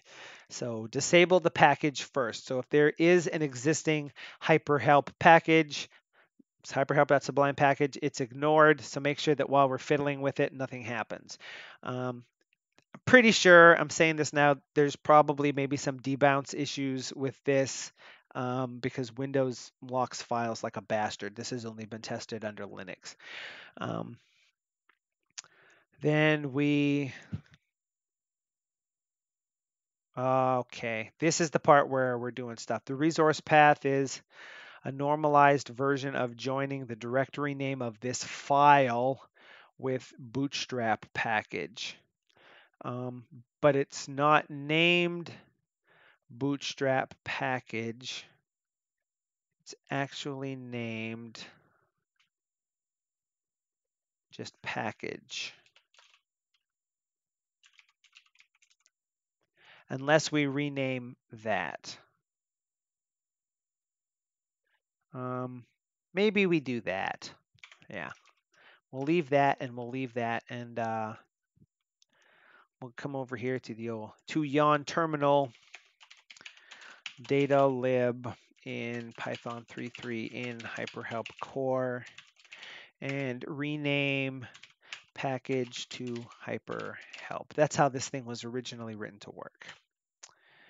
And if I come up here, what do we got as staged files? All those files renamed but unchanged. A couple of untracked files that we don't care about, no modified files. So if we only modified files that we did that with, then we can amend the previous commit so that the only thing that we're seeing here is the changes we're making right now. So that has been reflected over here. So the resource path is whatever the directory location of this Bootstrap file is, then up a directory, which may also actually be wrong. And now that I think about it, if I refer to the browser. It was Bootstrap Core Bootstrapper, and Core and that were there. So actually, we don't want that part either. We just want this part, I think. And the name of the package is the installed packages path plus the Bootstrap package name plus Sublime package. Bootstrapping blah to blah. An error encountered while updating hyper help. Please check the console to see what went wrong. This looks like an example of being able to use that Bootstrap package. Hyper help will not be available until the problem is resolved. And what are the possible items for this thing? Here's the whole rundown of what this does. It disables the Bootstrap package, so even if one doesn't exist, while we're changing it, it won't load partial. Sublime won't load partial files. We figure out the path where the files are coming from. We figure out the name of the Sublime package we're creating. We get a prefix that's the common prefix of the resource path and the package, and then say we're bootstrapping from one to the other so that no matter what those two paths are, they appear relative to each other. Then we figure out if the package we're going to create already existed or not, and call the create bootstrap package to actually do the work, capturing the result, and go ahead and re-enable the package. Now, if it didn't work, an error was encountered, and we leave. Otherwise, it must have worked. If the package existed, it was updated, and if the package didn't exist, it was installed.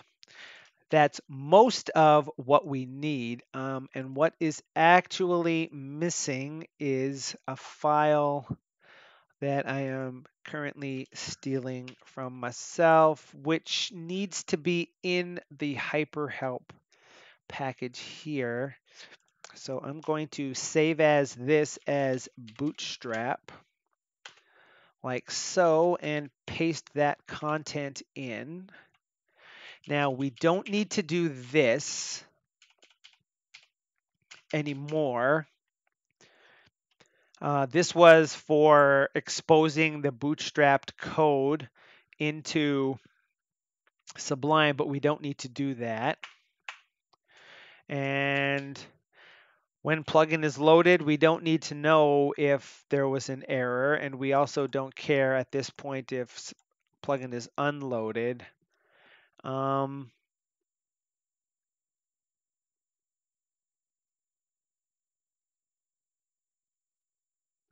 So yeah, this is here just to say, so we don't want that and we don't want that. We just want this and that. And literally, what this Bootstrap creator jiggy does is load the Bootstrap file, which is named, again, as we look up here, named Bootstrap.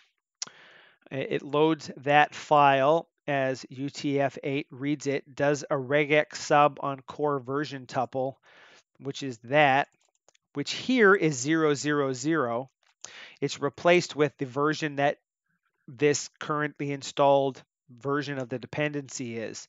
So at any given point, the hyperhelp.sublime package file will have a bootstrap in it that reports a version that is the version that was used to create it.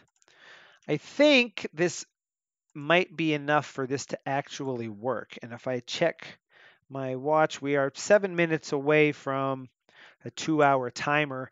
Maybe this, maybe I could actually have done this whole bootstrap. To be perfectly honest, I did not expect this to go smoothly, and well, technically it hasn't yet. So let's see what happens. I'm going to go down a directory and again and again and again, and we're going to fire it up. And anything happening? Oh, well, errors probably. Oh, right.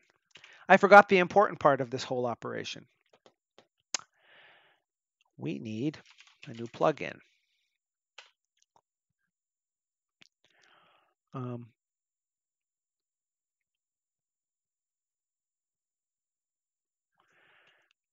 We'd actually need to do this. We need to def plugin loaded, And we need to say from hyperhelp core import initialize. And here we need to call initialize. Thus, and we can remove that, and we actually don't even need any of that stuff. Now, just to double check, because I'm not sure if I remember that right, from hyperhelp core import initialize. Okay, that's probably working.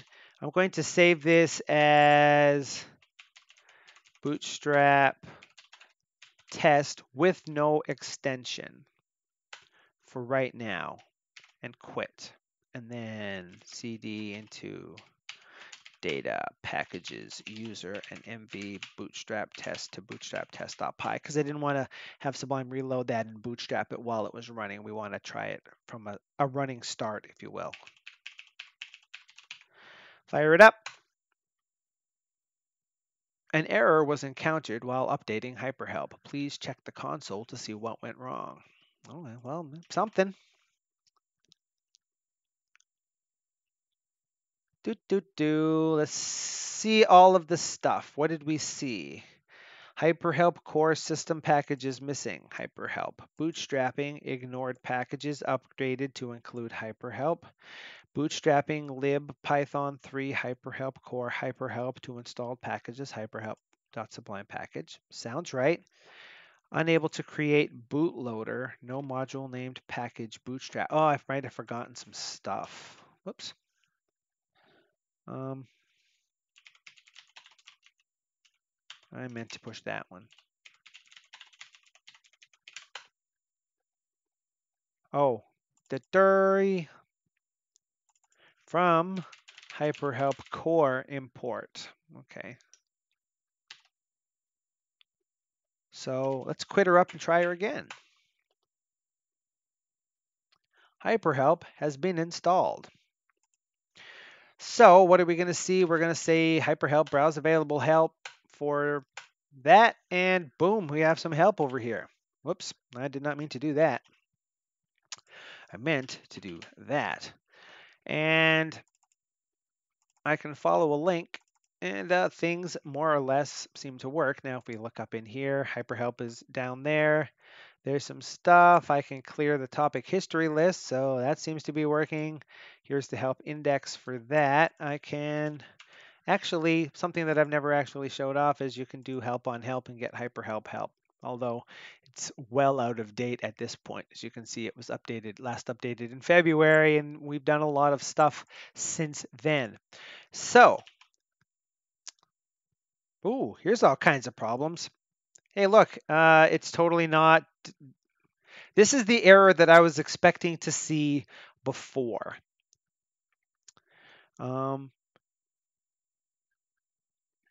In internal command, line 46, function has no attribute default, unable to find topic index.text in help file index.text. Okay.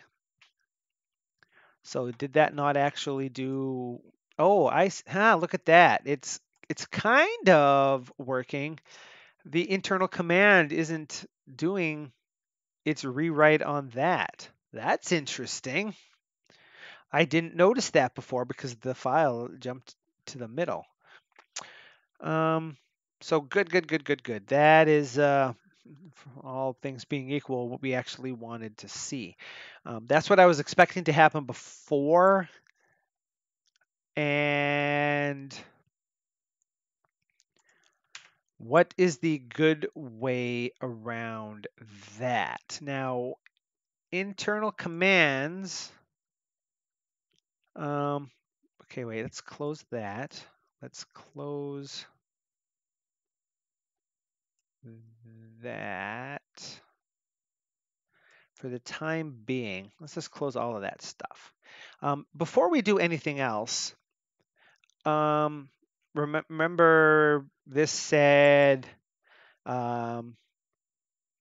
when it was started that the system package was missing, so the ignored package was updated, it bootstrapped, it was updated, then it was installed, then we did stuff and it broke. Okay. If I start Sublime again, HyperHelp has been updated, so there's still an issue. What do we see? It just says bootstrapping HyperHelp to there. It should have decided that it didn't need to update anything, but it didn't. So again, some stuff isn't working, but it's not generating an error. Some rewriting might be happening. No, this is the help. This isn't snappy. That might be, well, this is a hidden anchor and it's being rewritten. So some stuff is working. So let's go ahead and check for, again, plugin loaded. There's one in HyperHelp Core Common. From hyperhelpcore.common import plugin loaded.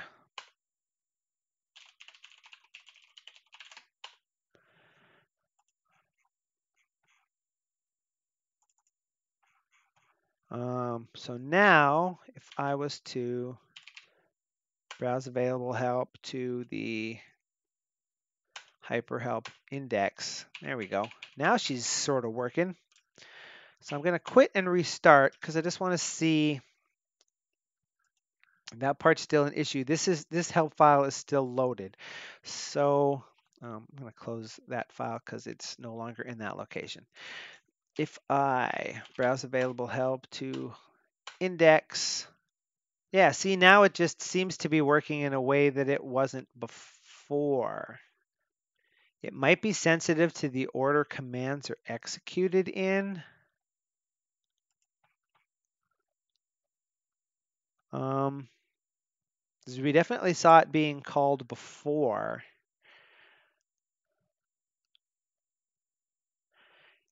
If this is the case,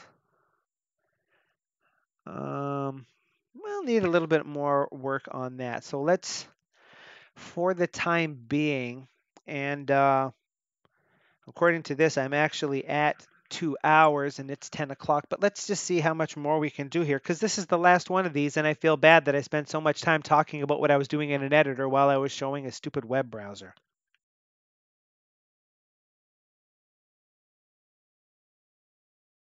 So, something is going wrong when it restarts because it thinks it needs to bootstrap. So let's check, not that, well actually, if we VPF hyperhelp hyper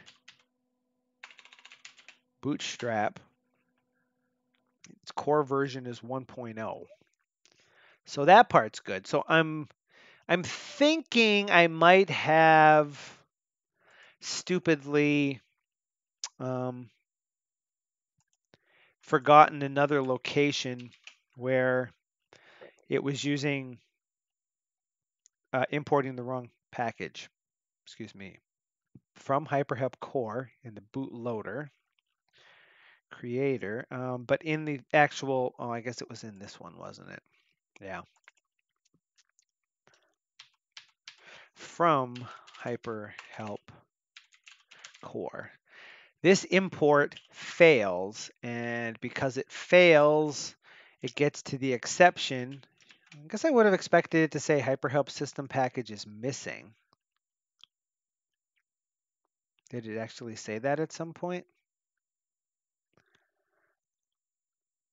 Yeah, it did. All right. I just wasn't looking in the right place. Right on. That might resolve that issue. So what are we going to see here? HyperHelp Core 1.0 up to date, and then it loaded some help indexes and everything was good.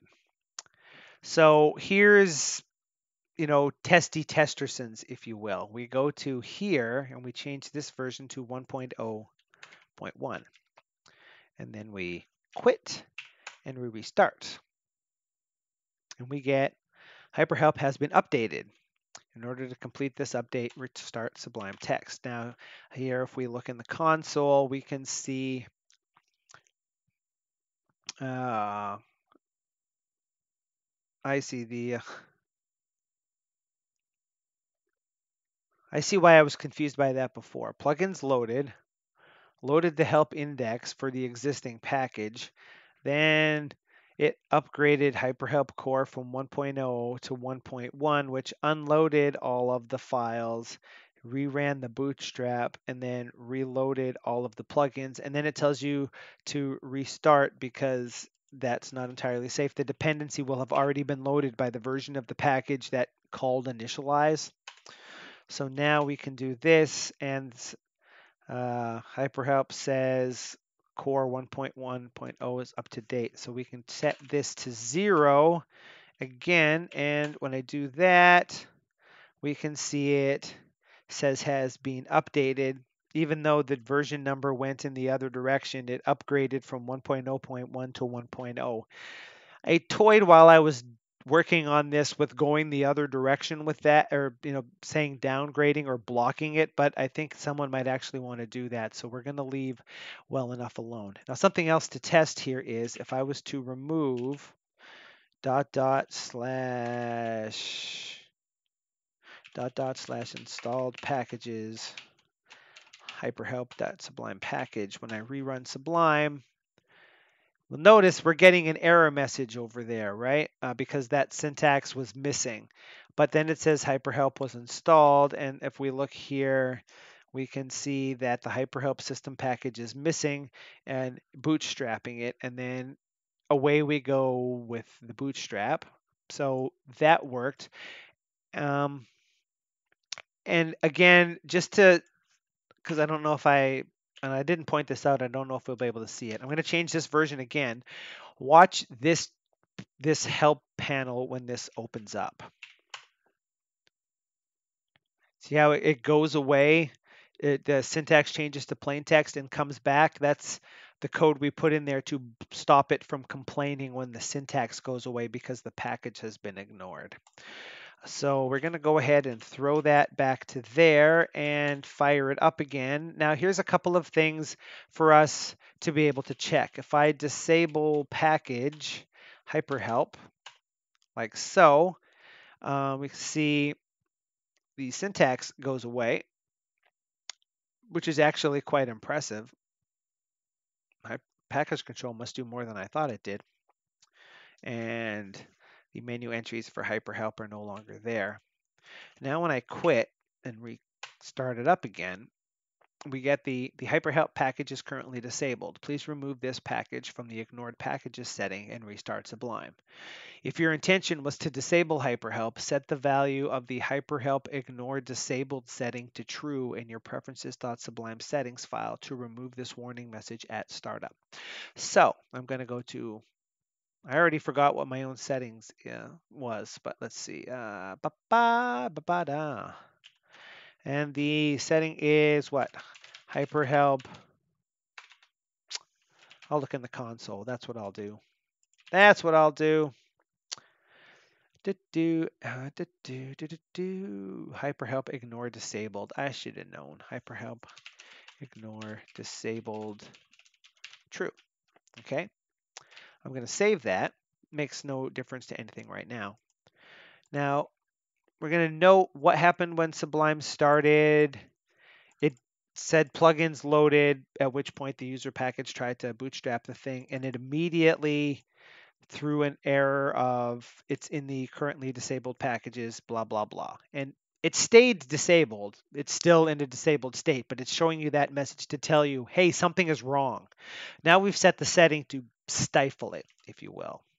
So now when we fire this up again, we don't see a message, but if we look here in the console, we can see a log message that says HyperHelp package ignored, HyperHelp disabled. Other things that need to change include that bootstrapper having a duplicate version of the log function, but that's the sort of cleanup that is neither here nor there because a bit of this stuff needs to be cleaned up a bit since it's all based on that example. So it now we've told it it's ignored, and we've also set the setting to allow it to not complain about it. So it displays something in the console instead for debug logging purposes, but hyperhelp is ignored. So that is what we want to have happen for that setting. I'm gonna leave that there for the time being, as a matter of fact, because we're going to test the other version of this now. First, we'll enable a package, and the package we'll enable is hyperhelp. And well, the syntax doesn't pop back, but there's only so much it can do about that, right? So browse available help for let's say that index. See, now it's broken again. So there's still definitely sometimes that thing gets called and sometimes it doesn't. So we're going to need to throw a little something in there, but that is pretty easy to do. It needs to be something that happens as a result of a call to the initialize that actually initializes something, I think. We're not gonna worry about that right now, but I think now that I've done that, still doesn't work. I'm not entirely sure how I fixed that last time, to be perfectly honest, or why it was working for a while and didn't. That's why you shouldn't rely on what looks like fiddly behavior. The reason why we're getting this error here is because the plugin loaded in the thing that actually sets up what the defaults are doesn't exist, and the settings object doesn't exist. And this error message is because without this header line being rewritten, it can't find the anchor that represents the file that it opened. So hyperhelp is enabled, and if I was to make dir hyperhelp here, for example, and then fire it up, now I get an error that says the hyperhelp package is unpacked. This package should not be overridden as it blocks updates and causes problems with bootstrapping. Please remove the hyperhelp folder from the packages folder and restart Sublime. Now, again, I don't think does it actually say the setting there? I don't think it does, right? That is for a very specific reason. We don't want people to do the thing. Hyperhelp allow unpacked is the setting that we're interested in. So let's just go ahead and verify that again. If I do this, what do we see? We see the hyperhelp package is disabled. This shouldn't be overridden because it blocks updates. Please remove it. Now what I can do is go into my settings and change. Oh, I thought I wasn't going to remove that.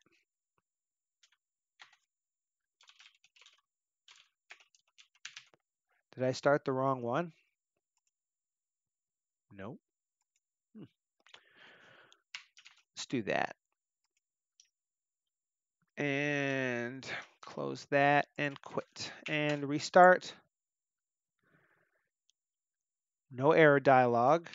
And the console says hyperhelp package is unpacked. Issues may arise, but it's quiet about it. So that also, whoops, that's not what I meant to do. That also is what we want. So to reiterate what those things are doing, all of the contents of this, which still needs some work, the resources need to be renamed, which is something we should also test before we continue with this. All of this content is dropped into a Sublime package file, and every time something that depends on the core calls the initialize function. It checks to see if this package exists. And if it does, it checks if the version is the same. And if the version is different, it rewrites a new package with the new content. So anytime any of these commands changes, anytime the syntax changes, anytime the help changes, the version number and the dependency needs to bump so that the next time the bootstrap happens, this will update as well. Now, there are two issues with that. One is if something happened where it was bootstrapping, and while it was bootstrapping, Sublime crashes or something, um, then HyperHelp will remain in the list of ignored packages. And if that was just the case and the code didn't take special care, then all the packages that depended on it would call the initialize function, and the initialize function could do whatever it wanted to create new files if it thought it needed to, but they'll never be loaded. And then the help system isn't available, and you end up in a weird system where people know that they have a package, but it's not doing what they think. And it's because there was a problem while it was bootstrapping or while the package was updating, and it got stuck in the ignored packages folder setting. So we detect that at startup and warn people that it's there.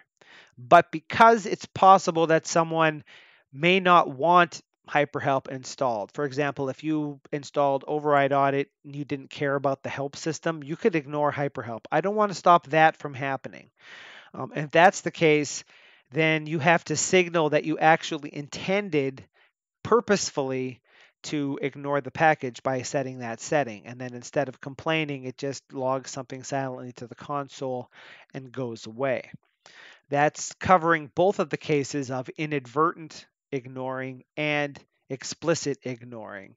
And those are both tailored towards trying to cut down on the number of issues that are reported with someone saying package doesn't seem to work when it's installed, or I can't ignore the damn thing. The second one of these is detecting when the package is unpacked, as well as being a Sublime package file. In that case, any of the contents of the file could be overridden. In our sample case here, none are. The folder just exists, but the existence of it is enough to be worried about. We don't need to do anything complicated like trying to see if there are any actual things there. This is bad because any files that are in that unpacked version of the thing are just always going to be the ones loaded, no matter what the dependency tries to write into a Sublime package file. It could be on HyperHelp version 12 with a fancy new index command, but if someone has overridden commands.py in an unpacked version of that file, it will never be seen and no one will ever know about it. And that is definitely a support nightmare. So in that case, the error tells you, hey, don't do that. And the only way to allow it to not do that is to use this setting. And we're not documenting what this setting is. This is for, let's say, developer use only. Because now that HyperHelp has bootstrapped, say we want to modify the syntax. How would we normally do that? If we were working on a package, we just modify the syntax. Here in our dependency, we would have to modify the version in this resources folder and then get it to rebootstrap itself with that force bootstrap setting, which we also incidentally should test here and will before we go away, because this is getting to be a bit of a longer stream. Although it is the last one of this series.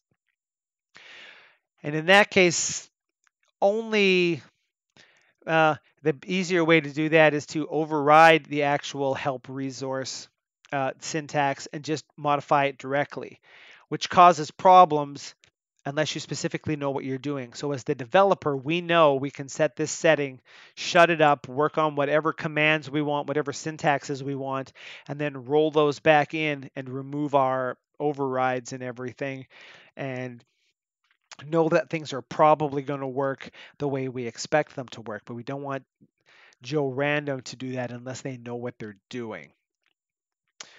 So the last setting here was, if you remember in should bootstrap, is this. So I copied that. If I quit, if I fire this up, we see it saying it's unpacked. Oh yeah, that's right. Sorry, I forgot I still had that. So rmdir hyperhelp, like so. So now we quit and restart, and we get hyperhelp core 1.1.0 is up to date, so nothing happens, right? Now I go into preferences settings and add this to be true.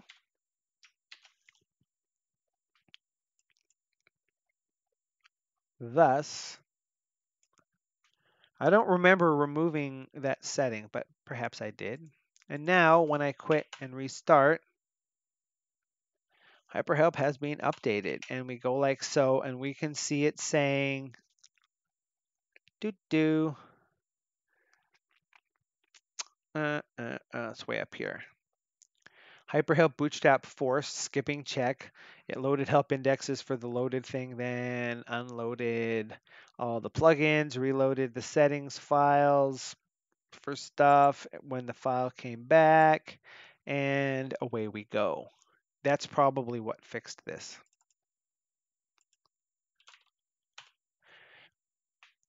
Having the package reload. So it's only on that initial bootstrap where maybe things are a problem. That's helping us narrow down on what that actual problem is. So now I'm definitely going to go into here and remove that and go like so. Now the other thing that we want to do as part of that commit to that we had here for altering the package layout is anything that's a resource that Sublime is going to do something with needs to be renamed so that it is ignored. So, crap. I forgot. We'll move it over to that side.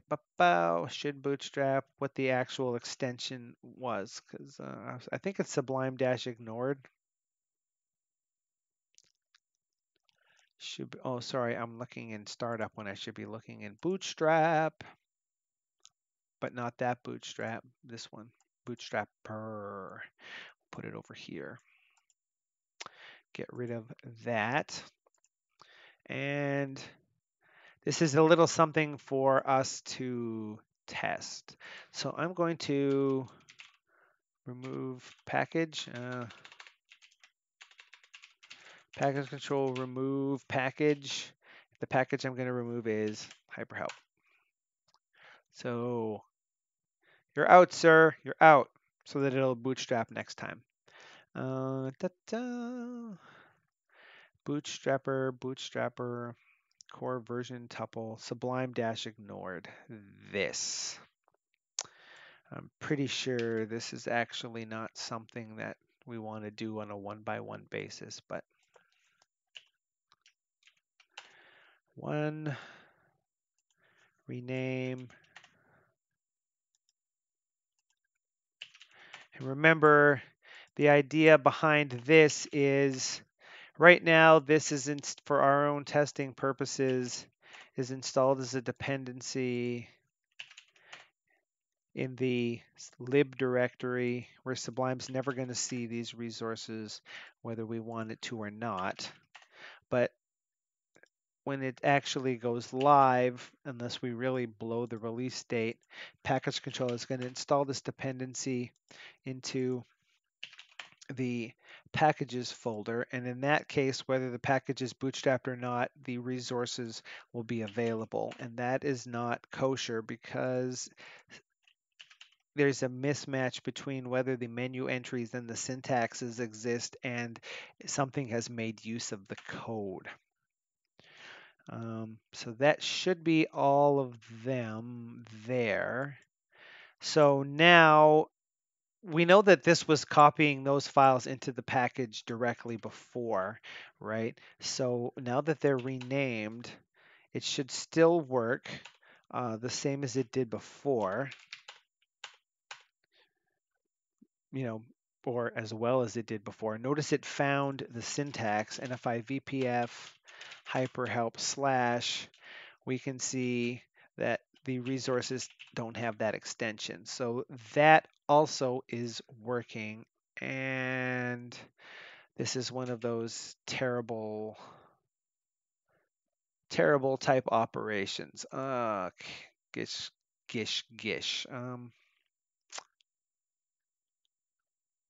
Let's see. We want to, we'll have to do it from the bottom up perhaps. Where does the selection jump when I do this?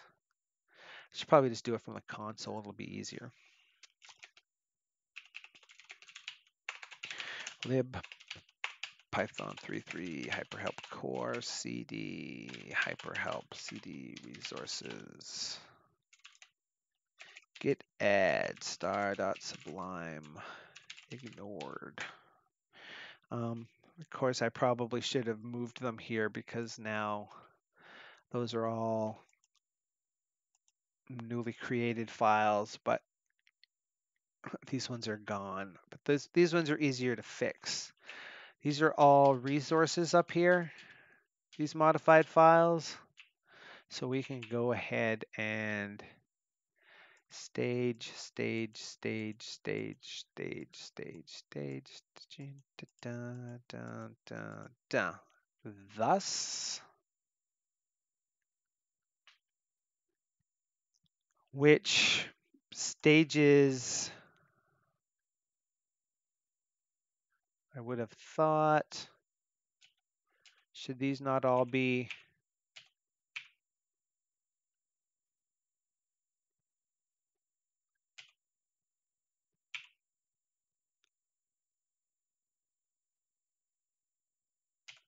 why are those ones different? Did I forget some? I don't think I did. There they are right there, man. There's 3 of them in that syntax directory. How did I manage to bone this up?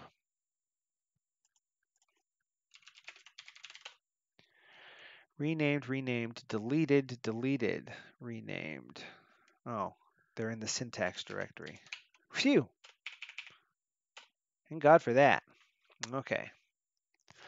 So untracked files, these things, and staged files, all of those renamed things. And again, we're going to go ahead and amend the previous commit so that altering the package layout changes the layout of those things as well. Now, what else am I missing here?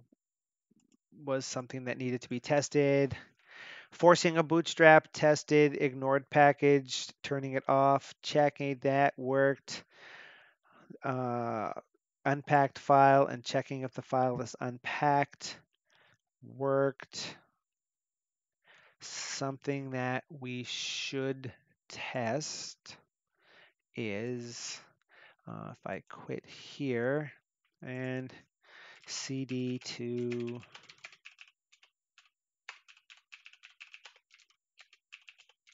packages user. What did I call that thing? Bootstrap test 2.py. So if I bootstrap test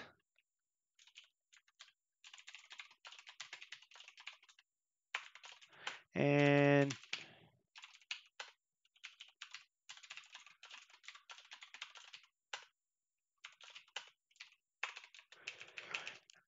should work, but what if 2 packages try to bootstrap at the same time? We see plugins loaded 2, hyperhelp core is up to date, and then we see 1 and nothing because one of them wins, quote unquote, wins and does the bootstrap, and the other one has no effect on anything. So that also is good. I have a feeling I'm missing a vital thing here, but that's, I think, enough for, oh yeah, well, the log thing. We don't want to import that from Bootstrapper. We want to get that from somewhere else. And I don't know if the version of the log function I have is actually compatible. I think it does slightly different stuff. So that's something that will need to be examined. And if we double check our stuff. The package has this for the Bootstrap. We have a global init that allows us to return a version and still let people access other items. I'm not sure if that's the correct way to do that, but it seems like it works anyway. Here's the actual full Bootstrapper code. Yeah, see, args, dialog, false, error, false, KW args. I don't think that's how this works. That's the Bootstrapper one. There's one here in common. Nope. Core. Nope. Well, there's definitely a log in this dumb thing here from common. No, it's just not at the top. All right. So this one does message args status dialog, and hilariously, this one does message args dialog error. Why is there another args there? That may or may not be another issue. Essentially, what this one is doing and what that one's doing need to cross-mogenate with each other so that there only has to be one of them. That's not something that has to happen tonight. That's something that will happen. But in the interim, the other thing that has to happen is this needs to be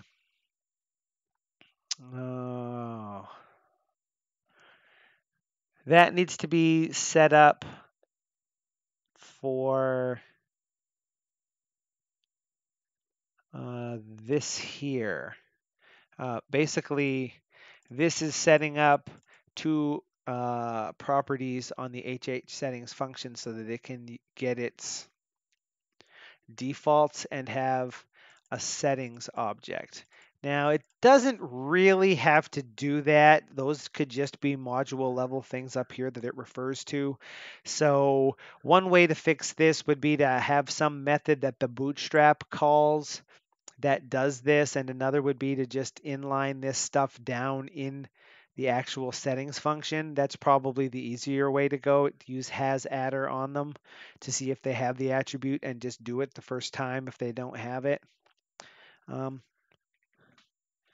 Maybe I could just do that right now and call her good. I don't have Snappy installed. I'm too used to. Okay, so that is working. Now let's go ahead and test that. What the hell? Remove package hyperhelp. Error loading syntax. Okay. Oh, there's one more issue that we need to deal with. That now I remember what it is. We'll do that first and then we'll do this. Okay, first of all, I'm going to fire that up. It says it has been successfully installed. And if I browse available help, it's broken. And you get this weird error here. Function object has no attribute default. Right? Okay, good. So when it does that, the default setting ends up being none. Something weird happens. Who cares? That's neither here nor there for right now. The other thing we want to check is if I say package settings, hyperhelp settings, it explodes because that's broken. And if I do preferences, package settings, hyperhelp, key bindings, it explodes because that's not right. So first things first, here in this little menu-y bajigger, we need to find main.sublime menu and zoom that. This, now, oops, that, oh, don't do that. Those ones don't match.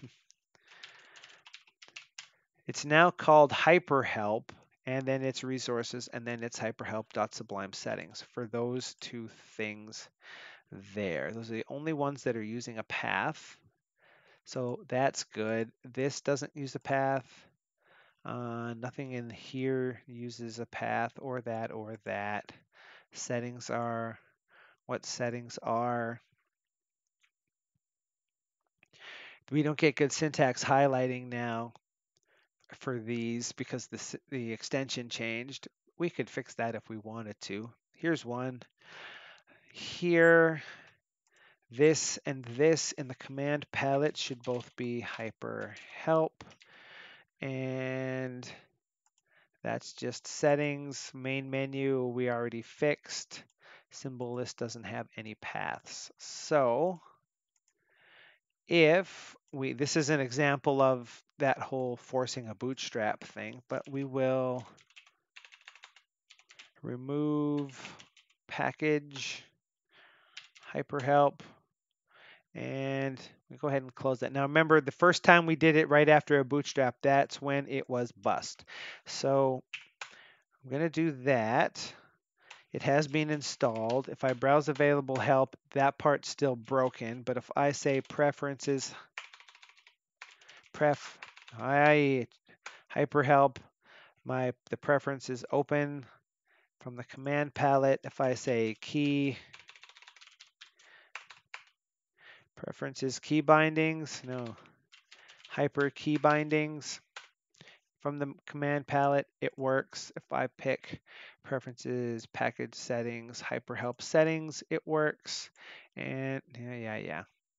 And if I pick preferences, package settings, hyperhelp key bindings, it works.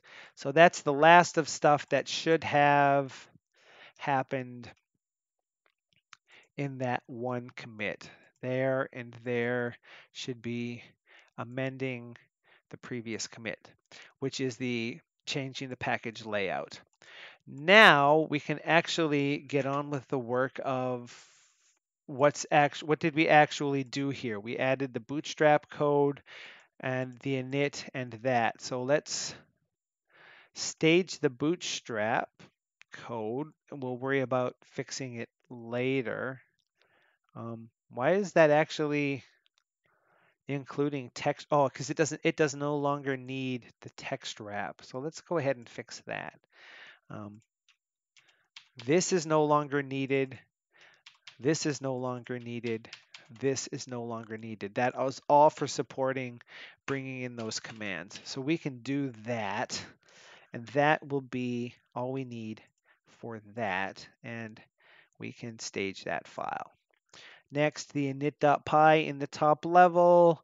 That has the version tuple that we need to be able to do stuff with. Now, as a side note, perhaps we want to have a resource version and a dependency version and check them both so we don't have to keep bumping the version of this whenever our resources change. But I'd like to think that any resource that we're changing is either important enough to have a bump, or we can wait until another important thing happens.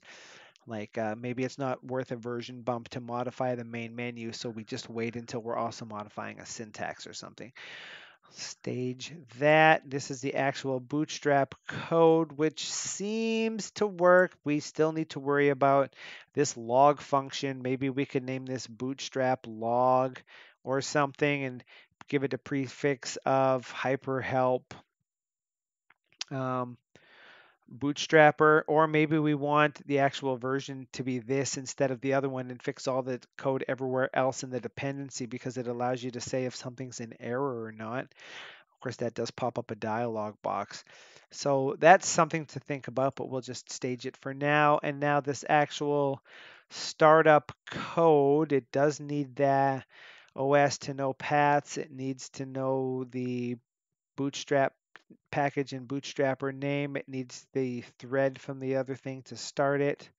So all of this stuff is probably good for a good first hit, and say implement the initial bootstrapper.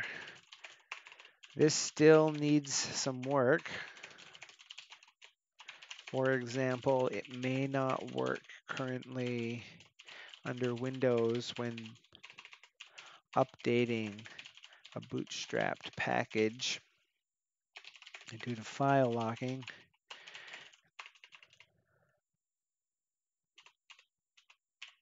But it's currently doing what we want it to do for the purposes of creating our package for us from bundled resources. And now that that's in there, let's go ahead and make that one last change, because remember, the first time you use it, it's bust. So we want to find HH setting. And we can actually copy that and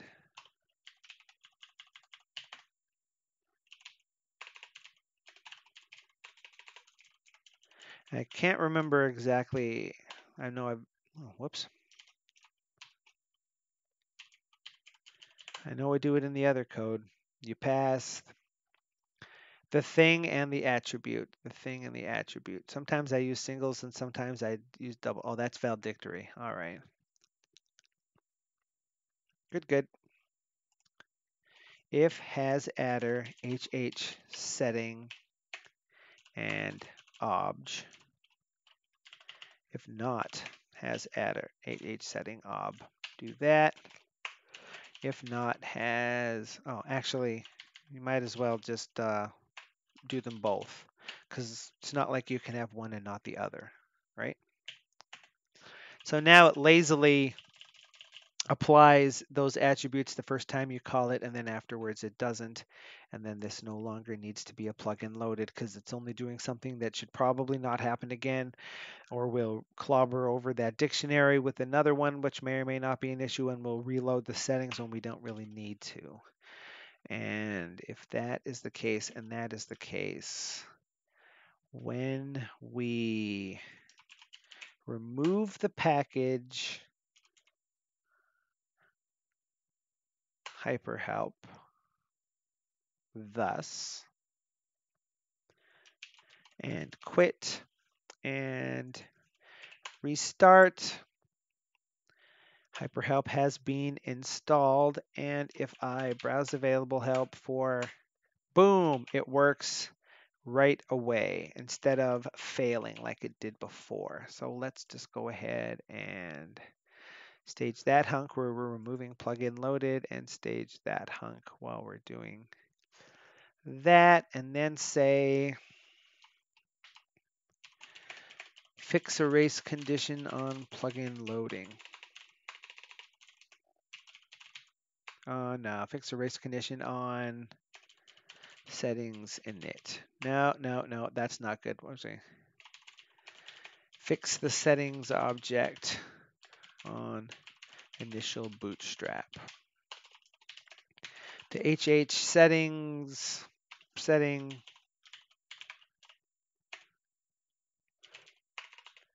API method for getting a setting from the hyperhelp config file had a weird race condition type thing wherein, due to the fact that it was relying on attributes being initialized in plugin loaded,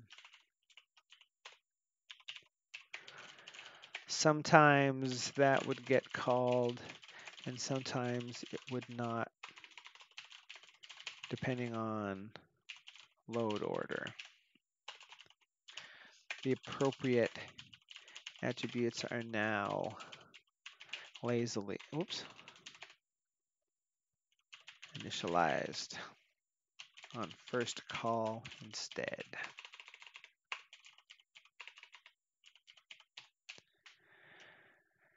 Okay, and the last of the other plugin loaded is actually here in the events thing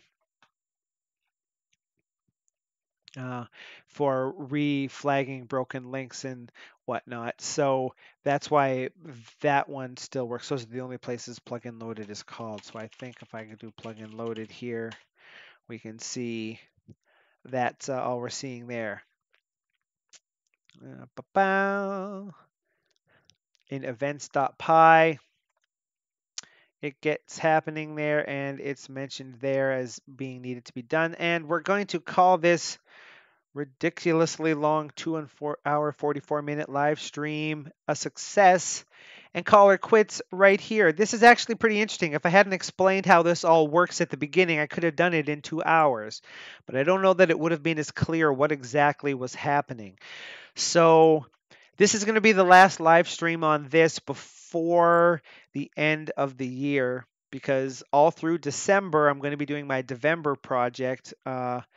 And there's a link. Well, I don't know if there's a link in this particular thing. It's kind of late. I don't want to add it right now. But there is a video on the channel that you can see more about that. So when we pick up live streams in the middle of or beginning of January of next year, we'll be working on maybe something HyperHelp related, but not this bootstrapping. So what's going to happen in the interim? A little bit of cleanup, like that log code. We may need to clean up the messages a little bit. Maybe some files will be renamed and the structure will be slightly modified. This is pretty much what we're going to see. And the last change, which isn't happening here because it makes it hard to test, is to change this structure to be actually structured the way a dependency is supposed to be structured. Also, the repository on GitHub needs to be renamed to HyperHelp Core, but that's going to wait until all of this testing is done locally, and then we can go from there. So that is the last of the stream. Thank you if you got this far. I hope you joined me for my Devember series. I'm sorry for all of the this part happening when it wasn't supposed to happen, and all of the yeah. See, now that part's there. That part being wrong, doing this when I didn't mean to. I need for those keys to be vastly different, or I need to change my window layout so I can actually see what I'm streaming. 2560 by 1440 is only so big. Maybe if the browser window was only half as wide and didn't fill up the whole screen, at least you would have been able to see something. This is why we do things live. Well, no, it's not. This is why we practice. But accidents are going to happen. We've said it a million times. Thanks so much for watching. Subscribe if you want to see the Devember videos. That's going to be developing not only a package, but also a backend server and trying to talk to it. That one's going to be perhaps especially interesting. And if you're not interested in those, we'll see you in January. But in any case, I got to get to bed. It's 11 o'clock at night, and my mouth is real dry, and my shoulders are sore. So have a sublime day, and stay sublime.